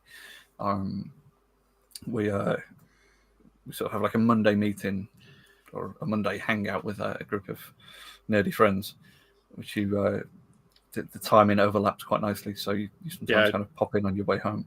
Yeah, I try to get off work early every Monday so that I can make it before everybody's going to bed. Yeah. Just a callback, Jamie. How did Isaac get in on that meeting? It just appeared, I think, and we didn't question him. That's how I enter most people's lives. I just appear. I'm like a NPC force of nature. Yeah, a constant side quest. Yeah. I think I was actually in I had joined 2 different maker discords. The Fools with Tools one and Morley's. And then the Fools with Tools one just wasn't as active as I wanted because I was like looking for people to BS with, because I used to be in a Google Hangouts with a bunch of different YouTube woodworkers that just kind of fizzled. And then Morley's was like, okay, but just didn't necessarily wasn't quite the right group for me. So I was still like looking around, and I think somebody had posted a link to Maker's Magnet, and I was like, yeah, I'll get in that. And then I hadn't picked up on the pattern. I just started, I knew that people would do video calls, and I have no concept of time. So I didn't realize it was happening every Monday. It was just like, and it was just like, oh, that's fun when I see them in time. And then somebody was like, well, or you could just come to them on purpose because they happen every Monday. And it took me months for somebody to tell me that. And I was like, oh, cool. Yes, I will do that. And now you've become a feature in the Monday Night Hangouts. Yeah. But I think the best thing about that for me is the name that it's kind of the name that it's become for you and your friends, at least. Yeah, because I always call it my council meeting for the Council of Brits, and occasionally other Europeans. And so I'll tell, when I'm leaving work early, I'll be like, oh, I'm going to leave a couple hours early today. And my boss will be like, oh, what for? I'm like, it's a council meeting. And and I've told there was somebody I was just randomly chatting to online that was British, but they were saying they came to America and they found some cereal that they loved, and then they had to find the international food aisle at the store, go to the American food store or something to get Lucky Charms or something. And I was like, oh, or they said, I wish I had a group of international friends I could have talked to let me know that this existed. And I was like, yeah, you need to get a council. And he's like, what does that even mean? And I was like, yeah, anytime I have any international questions or project issues, I just need to bounce ideas off of somebody. And I was like, I just make sure that I get to a council meeting with my Council of Brits. And he's like, I'm British and I don't even have a Council of Brits. Yeah, I think there's been a few evenings where we've been sort of chatting, and you've still been at work, and there's been to mute your mic and have a conversation. Then a head will just kind of appear. You just kind of point at us and go, look, council meeting. See. Sagan has a British co-student in her master's program that I don't know, emigrated here for whatever reason. But I was talking to him the other day because we went and grabbed drinks after some semester end event. And I was mentioning that I had the council meeting, and that at one point you and Duncan were arguing over you being Jamie. You and Duncan were arguing over order of operations for tea. And as soon as I said it, he goes, and this dude is abnormally nice. He's a very nice person. And as soon as I start saying that, he just goes, if you put in milk first, I'll burn your fucking house down.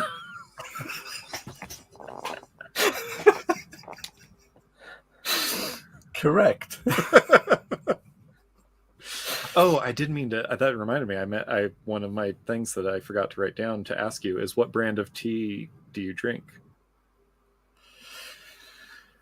So I don't drink a lot of tea, but I tend to prefer Assam as a thing rather than a blend. But Yorkshire tea, which is a blend rather than a brand. Yeah, yeah, key because he drinks PG Tips.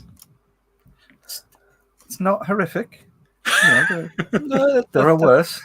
That's acceptable. And I said, obviously, to keep it PG, you need just the tip. Of course. So Sagan ordered some PG Tips so they can have a tea hangout and he can give her a proper tea experience. Nice. And he went. We have had the tea go ahead. controversy recently with Dan saying about making tea in a microwave. So, I did hear that because I was like to prep for Maker's Waffle. I should probably listen to at least most of another episode, since I think I've listened to like probably 2/3 of Duncan's, probably close to the same of Allie's. Alex's is the only episode I've listened to all the way through. I mean, that was an impressively long episode in and of itself. Yeah, it's like 4.5 hours. Yeah. And then because it's the second or third longest. Yeah, I'm thinking at some point we need to clear our diaries for a couple of days and then get Alex and Jesse on at the same time. Yeah, how long was Jesse's? Just under 5 hours. Yeah, 4 hours 55, 19 seconds, if I remember rightly. Yeah. Yeah, we'll bring snacks and Yeah, it looks like I'm prearranged toilet breaks. Yeah. Well, stop that. Stop playing podcast phone. It looks like I'm roughly halfway through the Simple Electronics episode. I mean, that's impressive because you'll have been listening to that in like 3-minute chunks over the last couple of weeks. Well, I mean, the problem is that like it's interesting, but I have to turn it off if I'm focusing on something because like I can't pay attention to both at the same time. The only podcast that I consistently listen to, like every episode all the way through, is the Hackaday podcast. Which is fair. Yeah. Which, I mean, in the same vein as everything else in my life, Open Sauce is coming with William Osmond's event. And I was mentioning to a friend of mine that I also met at the Hackaday Tindy meetup after the last Maker Faire. I was like, oh, I wonder if they're going to do one after Open Sauce, since it's like kind of supposed to be a Maker Faire spiritual successor and same city and everything else. And I was like, I'll mention it to Christina and check if they already know. And she was like, who's Christina? And I was like, oh, one of the hosts on the Hackaday podcast. And my friend goes like, why do you know Christina? Like she was like, I forget that you know everybody. And she's like, why do you know all of the people? Yeah. And then she was like, well, why do you know Christina? And I was like, because she's interesting. So I talked to her. I was like, I was like, it's exactly the same. I find interesting people and I insert myself into their lives. I was like, it's not like we had a shared group or anything. I literally just DM'd her and went, hey, you're my friend now.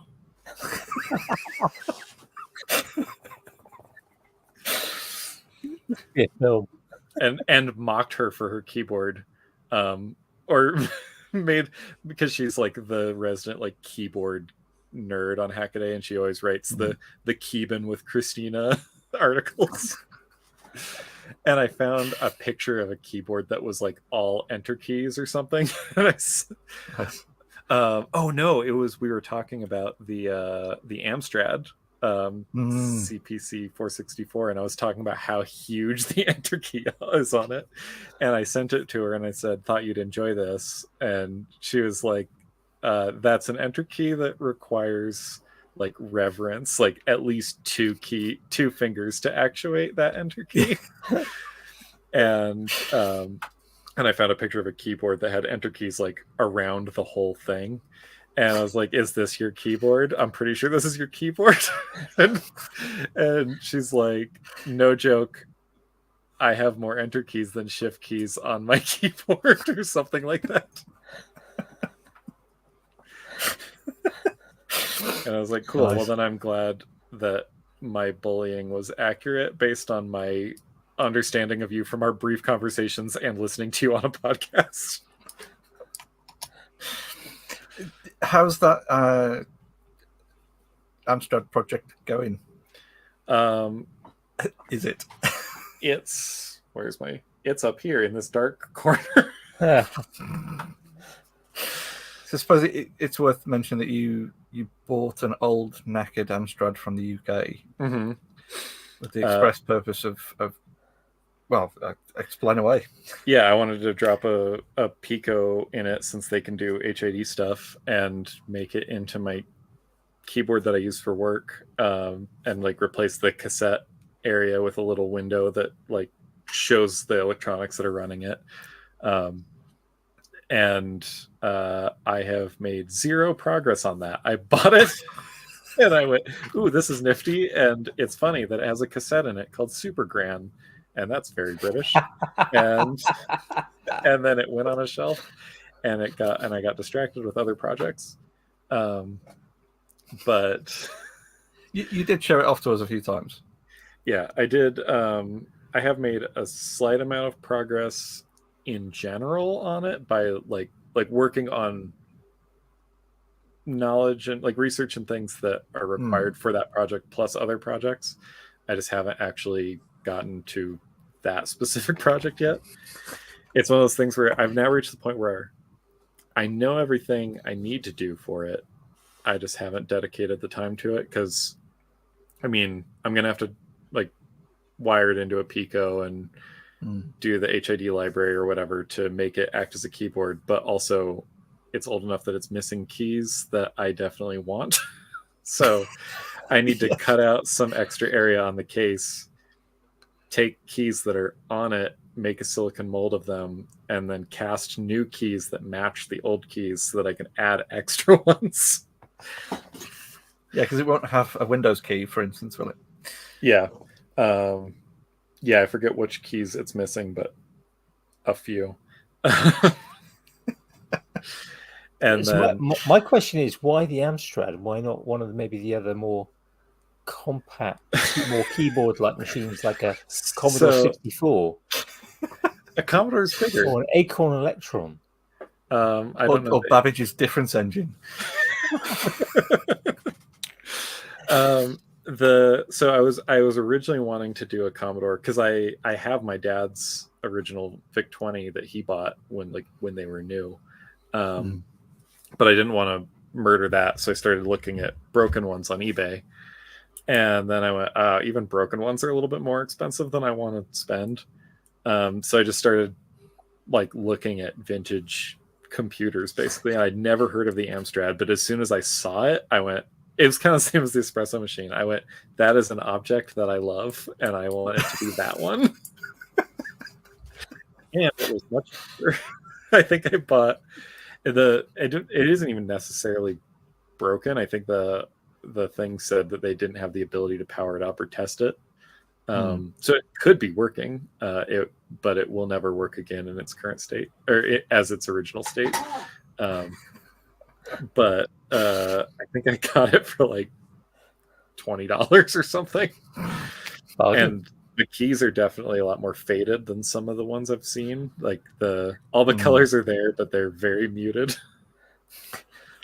So I might have to do some like retro bright or something to try to, or just repaint them and then put like a automotive clear coat on them so they're freshly lacquered and don't wear off.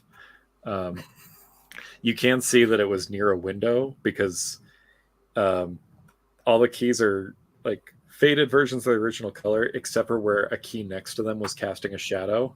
And then there's a little key-shaped rectangle where it's still the correct color.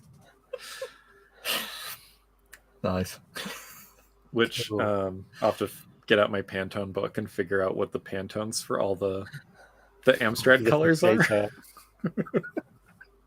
There's probably some white paper somewhere that's got them all listed.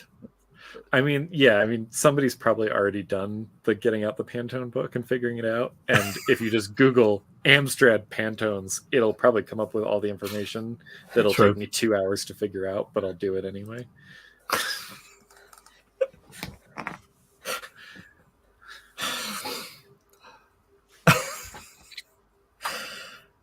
Well, that sounds like a great way to spend some time. I don't know. Yeah. I don't know that great is the right adjective, but it is time that will be spent. It is, yeah. That sounds like a way to spend some time. It is. I mean, like, I always feel like I like video games, but then I open them up and then it'll get to like the loading screen and I just go. I mean, or I could get a Pantone book and compare it to an Amstrad, and then I immediately Alt F4 the game before it even finishes loading, and start doing dumb shit like that. Well, I mean, you're saying before about like learning all of the stuff that you need to do to make the project happen. Mm-hmm. I've done that before quite a few times, probably more times than I want to admit. But that process of learning what you need to do to complete the project, and once you've got all of that information together in your head, you've completed the project, so you don't need to actually do it in reality, and you can just move on to the next one. Yeah, you've completed the part that is actually more enjoyable than doing the project. Yeah, it's like my fingers are squishy and not as dexterous as I want them to be, or not as dexterous as they are in my brain. So, damaging materials. Just move on to the next one. Yeah, it's like somebody posted a thing recently in the Craftsman Discord that was this really cool Colossus model they made, and they said it was the size of a bathroom. They didn't say the square footage of bathroom, but they said it was the size of a bathroom. And I was like, this diorama is metric to use. It's America. We'll measure anything in anything other than the metric system. Other than drugs. But so he posted this thing, and I was like, that project like looks super cool. He put a lot of work into it, and that's the kind of project that I would love doing, and I would love it right up until I'm finished with it, and then I go, I don't want this. This is a huge waste of space in my house. And then it's like, if nobody else wants it, it's going in a dumpster, because I don't actually care about the project. I care about doing it. And like, I care about the research and the action of making it. And then as soon as it's done, like, I give no shits about it. Yeah. Yeah, I know people like that. Yeah. And that's part of why I like making tools and like doing the Amstrad thing. It's like, I'm making something that I'm going to continue using, because if I make something that, or I mean, even with the dice, like, I like making little pieces of art that I'm going to use while I'm playing the game, because if it was literally just a piece of art that sat on the shelf, I would throw it away immediately. I just don't care. Yeah. Well, I mean, I remember discussions that we had when you were coming up with that project, of mapping the densities and things, so that when you cast, or when you did the 3D print of the diorama itself, and then cast the other resin around it, so that you would keep the balance of the dye and stuff like that. Yeah, the 3D printing resin is a lot denser than the casting resin. And I use Crystal Clear 220 from Smooth On, which is kind of a pain in the ass, because it's very particular, like, about what silicones you use and getting like timings and temperatures right and all this stuff. And if you don't use the right silicones, it'll just not cure and just stays gooey. It's also very toxic, and like, when you go and buy it from Smooth On, it says like industrial use only, like everybody within like 50 feet of you should have a respirator, all this stuff. And and they sell like a sample size. Most of their stuff they'll sell like a sample, like a quart size or something, and then like a gallon. And the last time I tried, I guess not the last time, a few times ago, I called them and I went, okay, I'm pretty set on the fact that I'm using this resin, so can I order the next size up instead of the sample? And they were like, are you sure? And I was like, yeah, why not? Like, and they were like, well, it's like very industrial resin. Like, if you don't know what you're doing, you shouldn't be using it. And I was like, that's fine. Like, I've been using it for years. And they were like, okay, do you have a loading dock? And I'm like, what? And they were like, it literally go. And they're like, for this stuff, it literally goes from sample to 55-gallon drum. And it's like $3,000 or something. And I'm like, I will have 2 of the samples then. And yeah, and so like, but it's I mean, they use it for like, I think one of the Smooth on reps told me they use it for like casting replacement airplane headlight lenses, because it's just very optically clear. And it's nice that they've got good documentation, because then like when I'm designing the diorama in Blender, I can go pull up the refractive index of the resin on the data sheet, plop it into my renderer, and then be able to actually look at it digitally and see like how the posing is going to look if you look at the die from different ways, because it'll refract differently. But if I just drop the 3D print in there, it's so much heavier that people will do a float test where they just dissolve a bunch of salt and water so that their dice will float, and then they kind of tap it and see where it tries to settle. And if I leave the 3D printing resin in it, there is no amount of salt that I could get to make it actually float to the top, but it would just stand up on a corner with the 3D print stuff at the bottom. So that's when I went, okay, I can print the initial, but then I need to make molds of it and cast it so that I can recast it in the same resin, so that when I paint it, it's just homogeneous all the way through, other than the paint. Because even if I'm forever late on the project, I want it to be good more than I want it to be done. I also want it to be done, but the quality is more important to me to a fault often. Like Ellen's Secret Santa gift that took me 2 years. One arrived eventually, and it was well received. Yeah, and it was technically better than the one that I was originally going to give her. In fairness, you had got everything ready, and then just your shock move happened. That is giving me more credit than it's worth, I think. Fair enough. Or maybe more credit than is reasonable. But I'm glad she liked the present that she eventually got. Now I just need to finish the 100 dice that I committed to, so that I can move on to episode 2 with the new animation and the new model. This is the one that's a month after you started the first one. Yeah. Yeah. Okay. Yeah, just checking. Yeah. It was intended to be a month. It might be like a month and 2 years. Just a month and a bit. Yeah. Yeah. A month and a bit. It's a good generic measurement of time. Yeah. 1 month plus. Yeah, exactly. So people say, I'll be there in a mo. Yeah. Yeah. I mean, it's the same reason that I'm technically supposed to be at work or like at 8:30 every morning, or at least that's my goal. And often I'm there at 10 a.m. and other times I'm there at 6.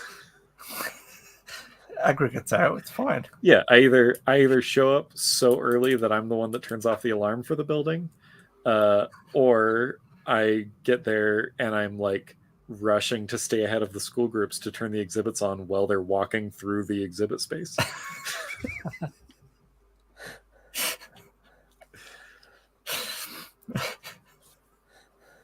Get to walk in the dark, so it's planetarium. It's dark in space. Yeah, luckily the lights turn on their own, but most of the exhibits don't. So it's just like, is everything broken? And it's like, no, I'm just late. Yes, allow me to fix them for you now. Yeah, let me fix that by pressing on the remote. That's actually, we started doing a sensory Saturday thing for like kids with autism or just people with various sensory issues, where we open earlier and have a reduced volume and reduced lighting for and any exhibits that we have that make like startling noises we keep off until the time. But that started a whole new project of like, okay, we need to automate this stuff, because right now everything's, or I guess a lot of things are just on like manual timers. So if it needs to stay on either open earlier or stay on later for an event, then me and Jesse, my counterpart, have to like go through and open every single exhibit and like push the buttons on the things. And it's like, why? And and like just general troubleshooting, like people coming and being like, hey, this exhibit's not working, and 99% of the time it's just like reboot it and then it'll work. And so like I want to give people that aren't us the ability to just press a button to say like turn this exhibit off and turn it back on.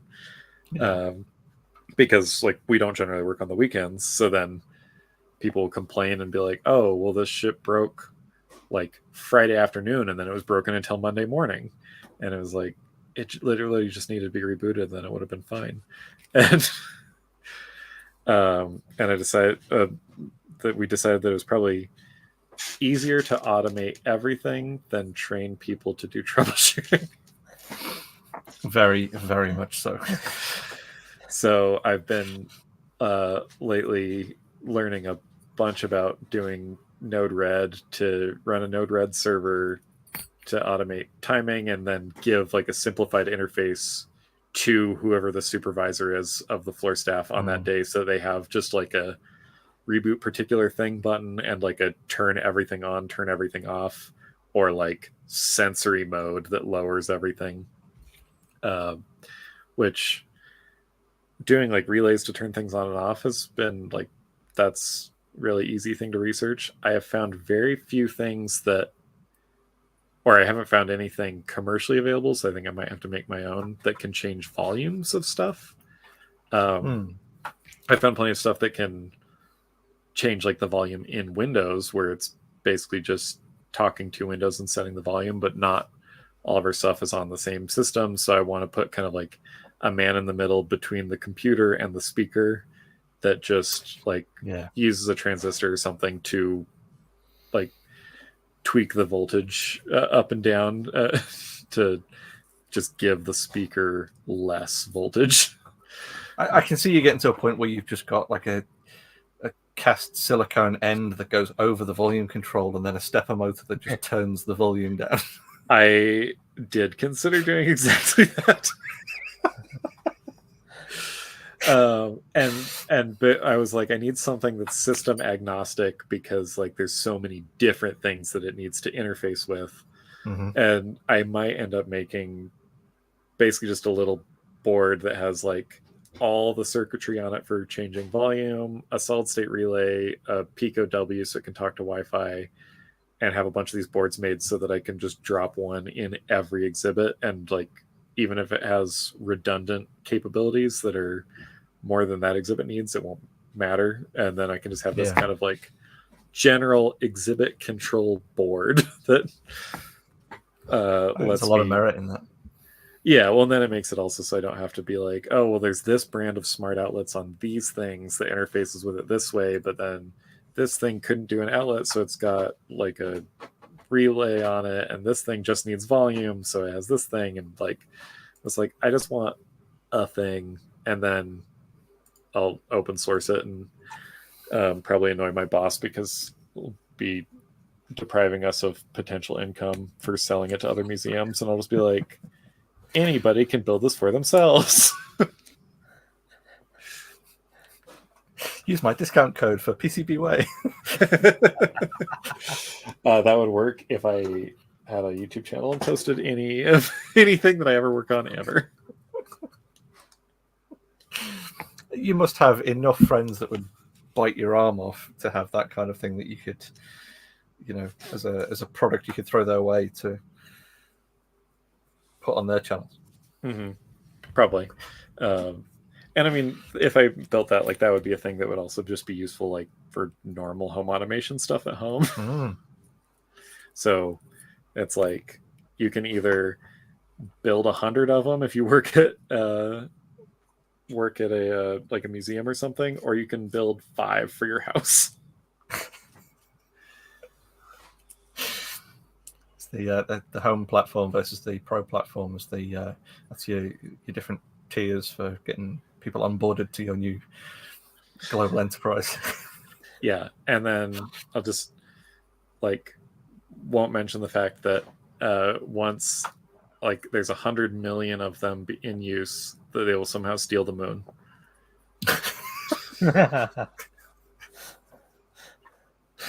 Callback.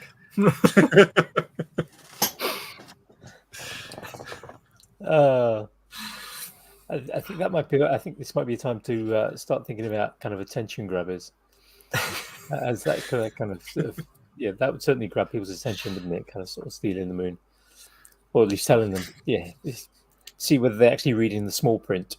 Yeah, I mean, who says who the moon belongs to? Maybe it's whoever takes it first. Well, I think the flags have been staked, haven't they? Yeah. Yeah, but they're faded now. They all just look. I was going to say they all just look French, but what I meant was all just look white. Yeah, sorry, but, Red, we love you. Yeah, well, that and I mean, can we believe Eddie Izzard that is the way you claim anything? If I you might have a flag on it, but if I physically have it. Now I own the moon and your flag. Possession is 9/10 of the law. If they say it's over here, sometimes I'll put a flag on your flag. Flagception.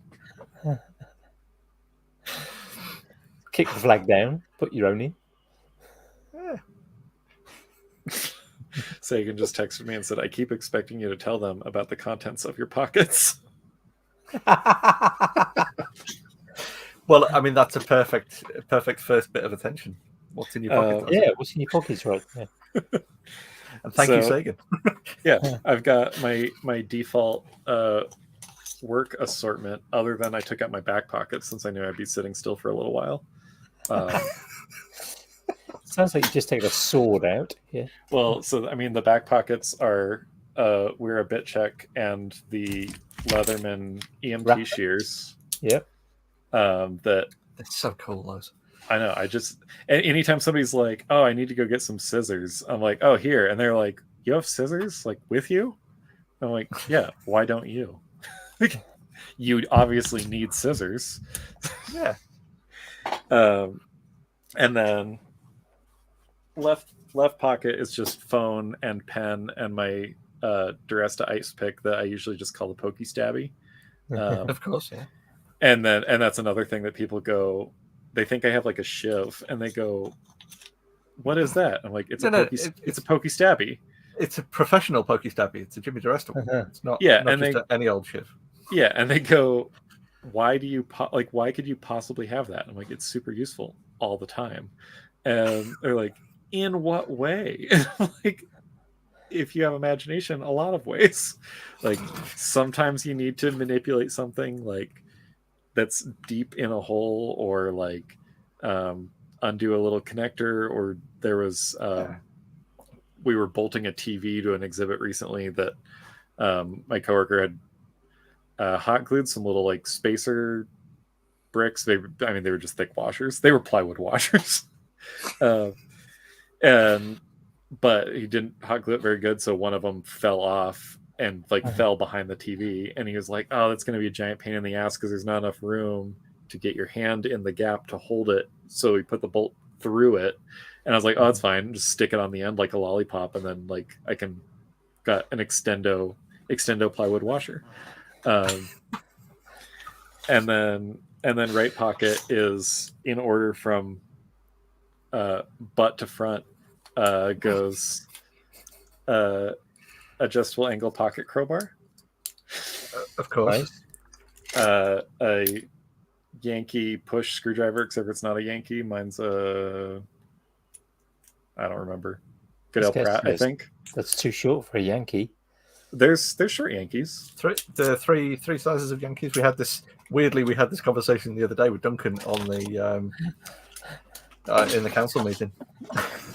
Yeah, you need the big Yankee that is. That's how the big Yeah. Yankees. That's Yeah, the one that when I was a kid, that was my 18 inches. that was my toy lightsaber when I was a child. Yeah, they were banned from British construction sites. Really? Were they? Yeah, I didn't know that. for two reasons: one, for health and safety, and two, for the amount of times that people were trying to put in things like very tiny electrical screws, and then just absolutely smashing the crap out of the walls or sockets. Yeah, when it slips out, you just punch the wall. Yeah, that was basically those are the two reasons cited for why they banned them from British construction sites. Yeah, so crowbar, screwdriver, alpha box knife, because it's the best box knife that's ever been made. Yeah. Plus Snap off a blades. neodymium magnet that I keep in it because in the little lanyard hole, because you always need a magnet also. And then backup magnet inside the back end of the screwdriver. A ridiculously bright flashlight, which this is the one I've been carrying for a long time. That's a Nightcore P12. That's Nice. I think 1,000 lumens, but recently I got a new one that is 3,000 lumens. Like a runtime about 14 seconds, I'm guessing. Oh yeah, no, for a long time I've wanted to build a little focusing attachment for my old one, because like if you point it at black paper for like 30 seconds, it'll start to smoke. And I was like, oh, that's enough that if I focused it down, I could use it as a fire starter. The new one just works as a fire starter. And if you don't lock it, it will light your pants on fire, because I've done that. And then a Leatherman Skeletool, which I snapped the knife in half and I replaced it with a jigsaw blade holder, and then I broke that too. So right now it's knifeless. Is it the pliers one or the scissors one? The pliers one, because I already have scissors. I need pliers. Of course. I should have known. The Skeletool, when I think I was in high school, my sister worked for the Utah Conservation Corps, and she was mentioning that she would get pro deals. We were at the like a trade conference for outdoor equipment stuff. It's what is it called? Outdoor Retailers Expo or something. And she was like, oh, I usually get pro deals from different manufacturers so that I can get wholesale pricing on gear for like my crew. And I keep trying to get Leatherman, but they won't give me one. And I was like, okay, I'll just go get one and I'll buy my Leatherman at wholesale, and then you can have my pro deal. I don't care. And she's like, how are you going to get one? And I was like, you and Andy, our other friend Andy, not this Andy. I was like, you and Andy just come up in a few minutes and ask me to sign your climbing gear. And I worked at a sign shop, so I always had a Sharpie on me, like at all times. And so I walk up and kind of just start talking to the lady at the Leatherman booth and start asking about like, how do you do, like, what's the process for getting a pro deal? And she's like, oh, well, you have to be like, you can't get one unless you're like a professional athlete. And I just went, oh, you must not follow climbing, do you? And she's like, no. And I was like, I'm Isaac Doubek. Like, I'm the youngest person to ever free solo a mountain that I made up on the spot. And so then, and I could tell she's kind of like, okay, like questioning it, until like Rachel and Andy come up and they're like, holy shit, you're here, like, will you sign our thing? And I was like, yeah, totally. And like whip out my Sharpie and just like sign their climbing gear. And then the lady gave me a pro deal on the spot, and then I bought my Skeletool, and then I just gave the login to my sister so she could buy all the gear for her crew.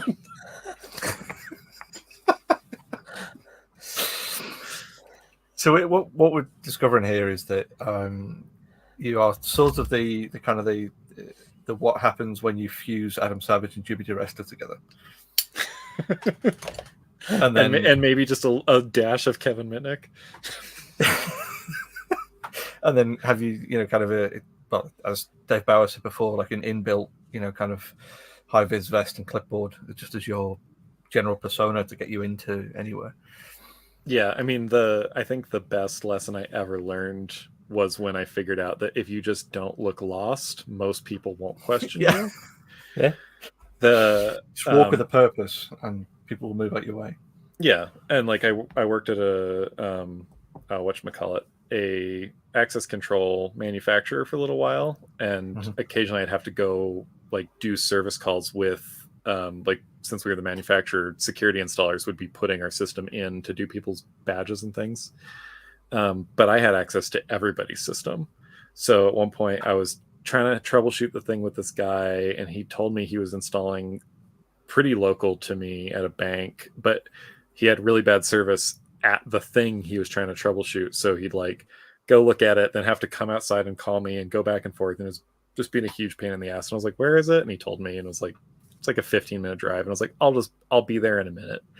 And so I go there, and I'm just like looking. I logged into their server, and I'm like going through my phone and like just kind of guesstimating. I'm like, yeah, this looks like east door, first level or whatever. And like, unlock, light turns green, cool. And like walk in, and I'm like in the back of the bank trying to figure out where this dude is, because all I know is the name of the door he's having troubles with. And at one point I get to a door, and I'm trying to guess, and I'm just like basically like unlock, lock, unlock, lock, and like just moving down the list and like try to find the one that clicks this door. And somebody comes around the corner and sees me, and they're like, do you need help? And I was like, no, I'm good. And they started like walking over to question me, and at that point I hit the door that like found it, and I was like cool, talk to you later. Just like walked through the door and locked it behind me. Like, because I'm just like in normal clothes in the back of a bank. Where you wouldn't normally be. Yeah, definitely don't look like business casual or whatever like they all are, with button-up shirts and slacks or whatever. Standing at the end of the hallway just looking at my phone. I get the impression that this is kind of Maker's Waffle is kind of your gateway podcast to before you end up as an exhibit on Darknet Diaries. Well, it's probably my dad's fault, because he worked at a big corporate bank when I was a little kid, like basically from when I was born to 18, when we had our big banking crisis, and his was one of the ones that got shut down. And I went with him to work one weekend, because he's like, oh, I need to go reboot one of the servers. And we get there, and he's like, oh, I forgot my badge. And he's like, I don't want to drive all the way home. So he's like, that's fine, we'll just break into the server room. And like and so like he like put me up through a window into somebody's office, in a window that was open, and then I just like stole a roll of Scotch tape off their desk, and like fire code, you have to be able to get to the front door from anywhere. So I just, on my way out, like taped over all the strikes to get my path back to a secure area, and then like get back to his floor, start going through people's desks, and found like a balloon and like a stick and some tape, and he like filled it up with hot water from the coffee machine and like slipped it under the door to trigger the motion sensor on the inside of the server room so we could get in. and I mean I was in probably middle school, and I was just like oh yeah, like you can solve problems that are in your way if you just know how they work. And you have MacGyver by any chance? Yeah. A little bit. I did also watch, there was a chunk of time when I was in middle school where I'd come home every day to watch MacGyver and Hogan's Heroes on the like old school rerun channel.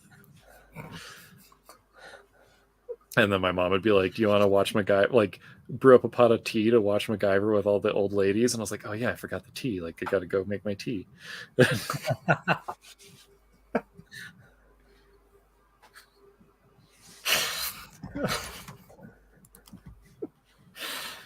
Well, is there anything else that's been grabbing your attention, or anything else that you want to highlight for anyone else? what did I write in my list? We might have already covered Yeah, you a had lot of it. notes. I do. Yeah, it's my list of current hyperfixations. I mean, working on like the dessicant, drier, and dice stuff, and working on an engagement ring for Sagan that she knows about, because otherwise I wouldn't say it since she's listening.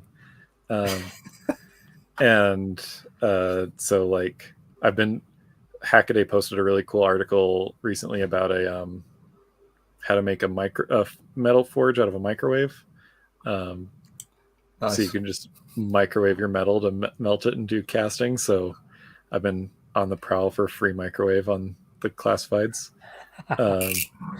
The thing that I was going to extol the virtues of, because got to plug something at the end of a podcast. There's I think it's Rocket Props on Instagram. It might be somebody else, but whoever makes the Bevall, it's a little angly thing. The thing that they put the pencil into, and you put a knife blade into, and for cutting foam, and you can set the angle for cutting. I know it, yeah. So like that thing is cool, but the thing that he recently talked about that made me go, holy shit, that's awesome, is Alpha blades, ceramic Alpha blades. Ooh. So I bought a pack of ceramic Alpha knife blades on Amazon, because he said, like, I mean, I've seen like Bill Duran from Punish Props all the time say, like, you got to keep your knife steel handy because the foam will dull your knives really quick. Yeah. And so like you cut it and then just like clean up your edge. And I think it's Rocket Props. He was saying, like, he's like, yeah, these ceramic blades just like work forever effectively, and they're still snap off, so you can still like take it off if you chip your edge or whatever. Yeah. And it feels like when you cut through something, it feels insanely sharp, even though like if you put your finger on them, like the steel ones feel sharper, but it's just something about the slipperiness of the ceramic or something. Like when you're opening a package, they just go right through.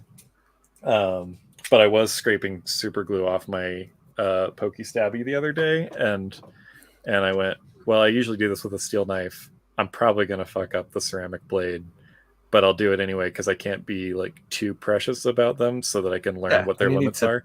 Exactly that. Yeah, it was a serrated knife after. It was like a ceramic bread knife.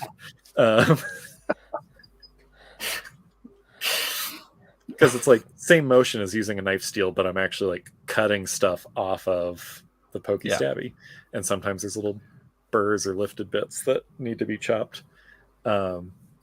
So yeah, that is the thing that like basically was showed to me recently, and then I went, if I have any sort of platform, I need to tell other people about the ceramic Alpha knives. So this is the thing, is straight away I know that the next thing I'm going to do after this is go and find some.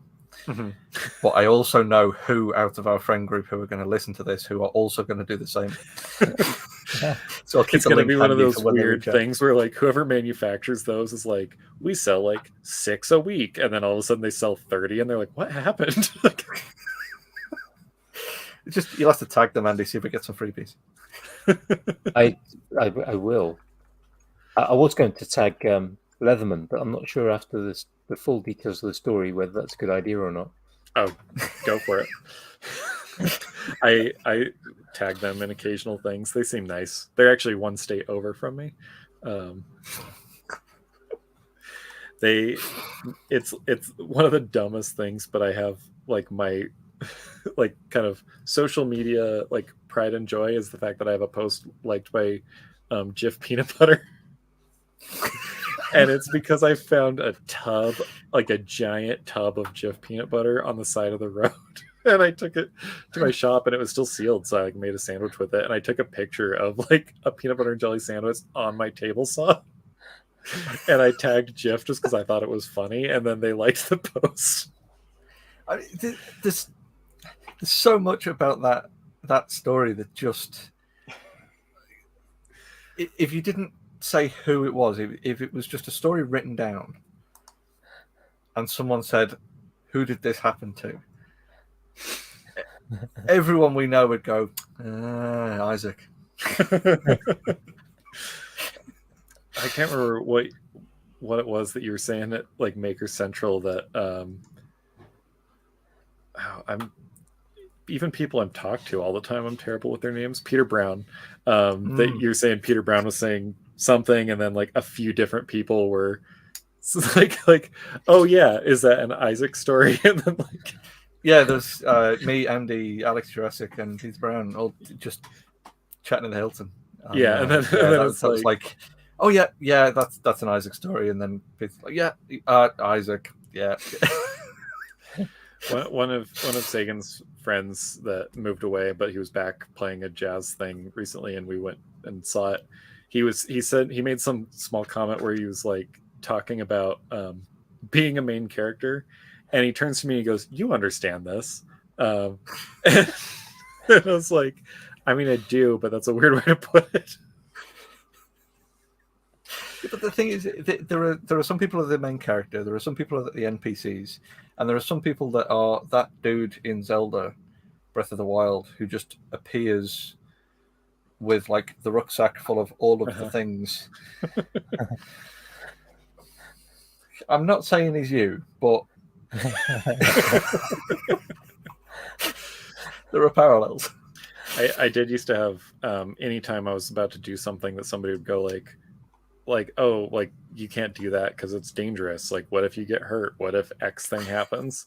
I go, it's fine. I have plot armor. And they're like, what? I'm like, because I'm the protagonist. I can't die, so it's fine. Or the unobtainium will suddenly appear in the nick of time. Oh yeah, I mean that is my thing that happens constantly. That it's just like, oh, I need this thing, and then like it will literally like blow in on my doorstep from like a storm.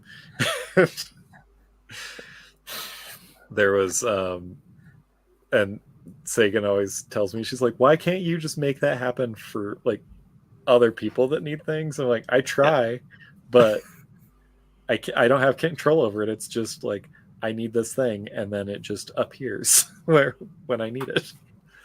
It's proof that you've just somehow managed to hack the code that runs the world, and it's the kind of the Matrix baseline. It's some sort of astrology thing where, like, when I was born, like Jupiter's gravity was pulling on my genes just right, so that like whatever midichlorians make MacGuffins happen just works extra for me. I've got like +1 MacGuffin. They were a fantastic band. +1 MacGuffin.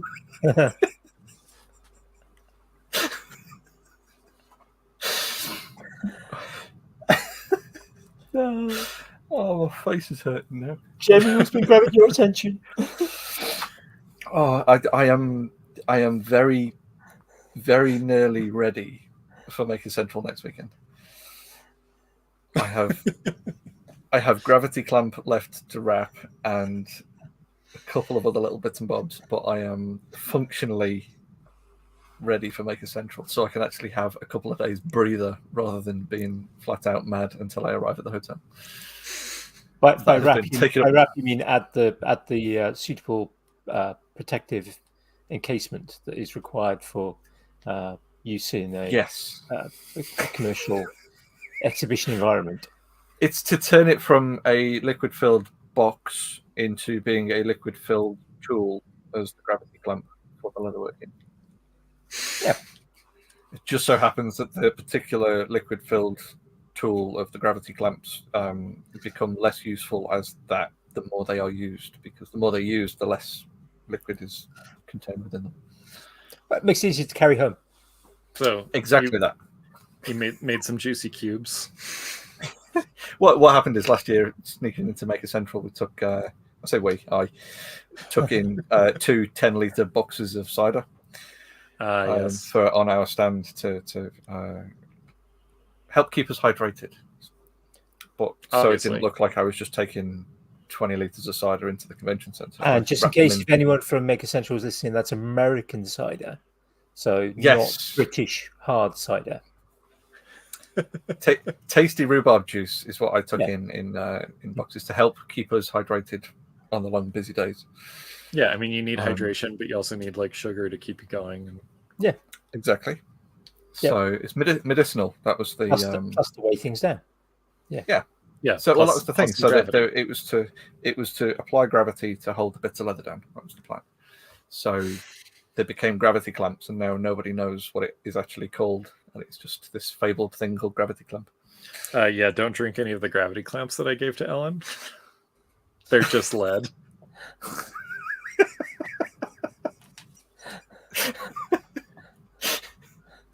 In my note where I wrote that when she's traveling the verse, you never know when you need just a little bit of gravity.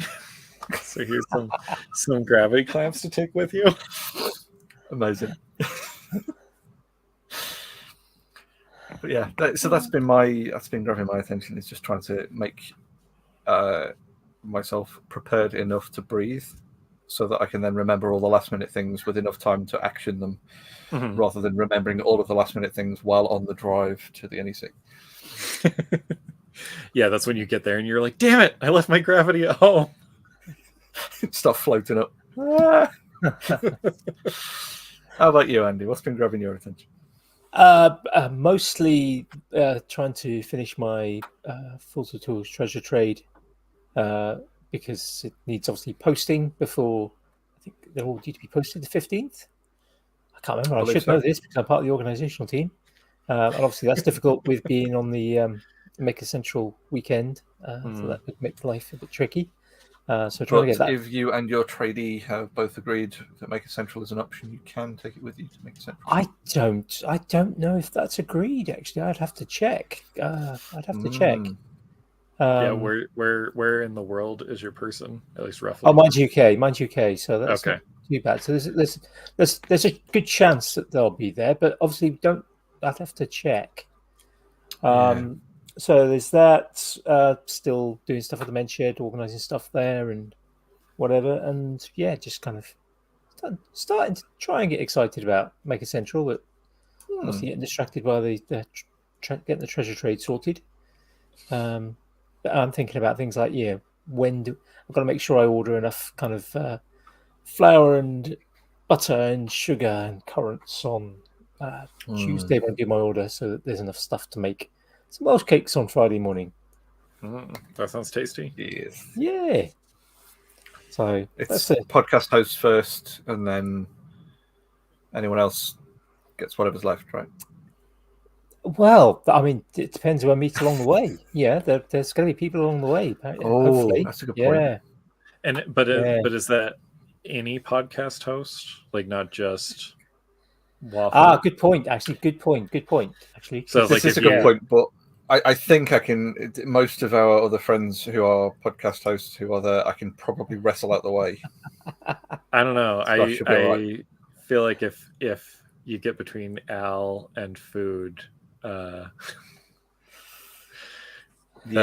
might be a boss battle scenario. I think you and Neil definitely a bit of a scrap out for it. It could be interesting. My concern in that because you're both kind of both similar sort of height, similar sort of both big guys. My only problem is the only problem really is that both of you, well, either of you, even one on your own, are so much bigger than me. I wouldn't stand a chance if you said we want Welsh cakes now. Yeah, but me and Neil will just have a hug and share them. We'll be fine. It's everyone else we're worried about. It's the aftermath of the hug. Hopefully, there should be enough to go around. I would imagine. Yeah. I mean, in fairness, I am taking a lot of snacks with me. Not for me to consume, but a lot of snacks to distract everyone else. Some of both. Snacks and caltrops. I do need to make it to a Maker Central just for the speakeasy. Yeah, well, so the speakeasy hasn't been there, wasn't there last year, and isn't there this year. That's fine. I'll just go to his house while I'm on that side of the world.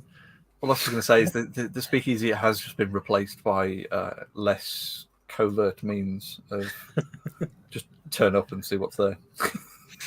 Yeah, I mean, you jump on a plane. We'll see you Friday. Yeah. Maybe next year. After the engagement ring sorted, you and Sagan can come across for honeymoon at Maker Central. Mm-hmm. There you go. Yeah, I definitely want to do that. And then at first with open sauce, I was like, I don't know, maybe I'll try to go. And then Alex, because originally Alex said she couldn't go, and then she said she was potentially going or probably going, and then I was like, okay, well now I need to figure out how to get over there. Since I haven't seen Alex in a couple of years and promised a pint next time we were in the same area. Well, we'll just have to make you very envious with selfies. Yeah. Yeah. Entice you over for next year. We'll be seeing Alex. Sounds good. We'll be seeing Alex on the weekend. Next weekend. Yeah. Isaac, where can people find you if they want to see what you're up to? And hound you for progress on Dice. Yeah, if they want to see what I'm up to, they have to literally come and stand behind me because I'm posting so infrequently. But Rusted Friend, like past tense of Rust, on Instagram is the best place. Technically, rustedfriend.com exists, but that's updated even less frequently. And there is a YouTube channel as well. And there's a YouTube channel as well that is also Rusted Friend. It's just Rusted Friend all over the place. If you were to be friends with an improperly cared for robot, that would be it. And theoretically, I might post more stuff at some point because it's one of those things that I actually like documenting projects and making videos. Like that's a project of its own that I enjoy doing.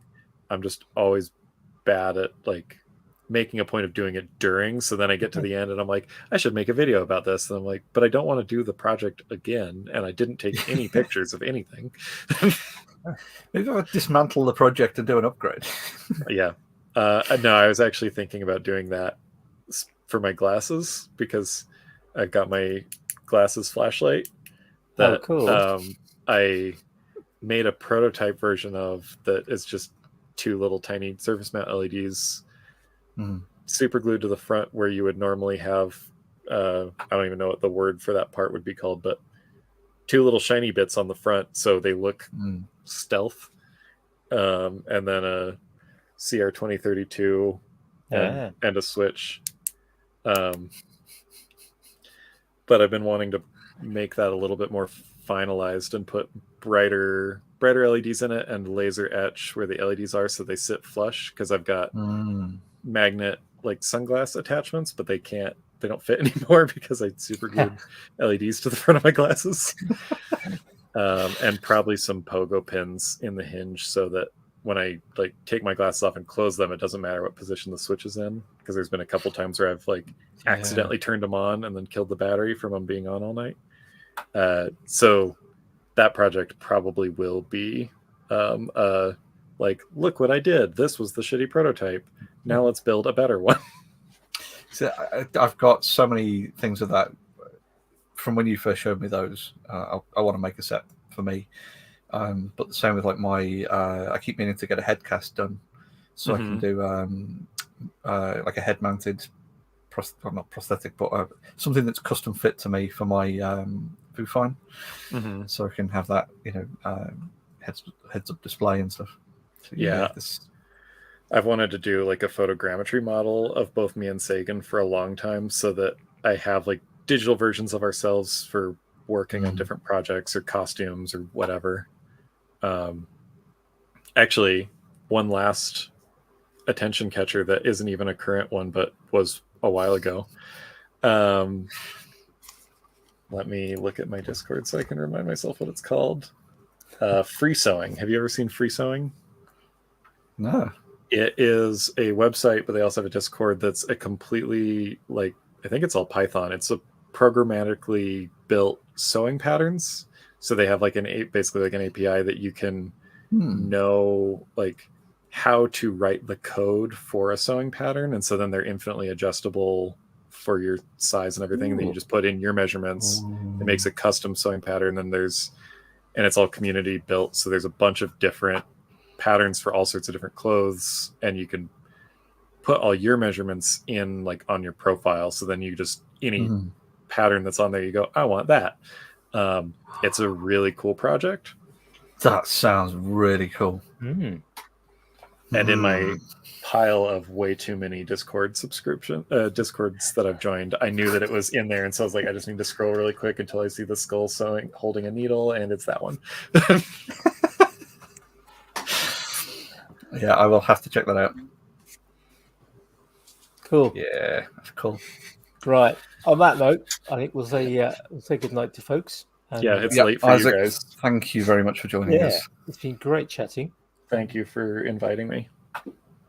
We'll maybe catch you again tomorrow night. Yep, I'll see you tomorrow if I can get off work early.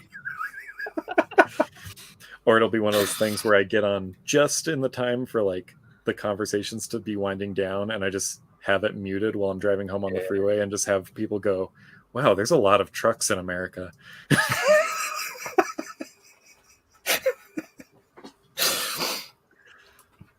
Yeah, that's fair. Yeah. Right. Good night. I'm gonna Have a good night. Good night, folks.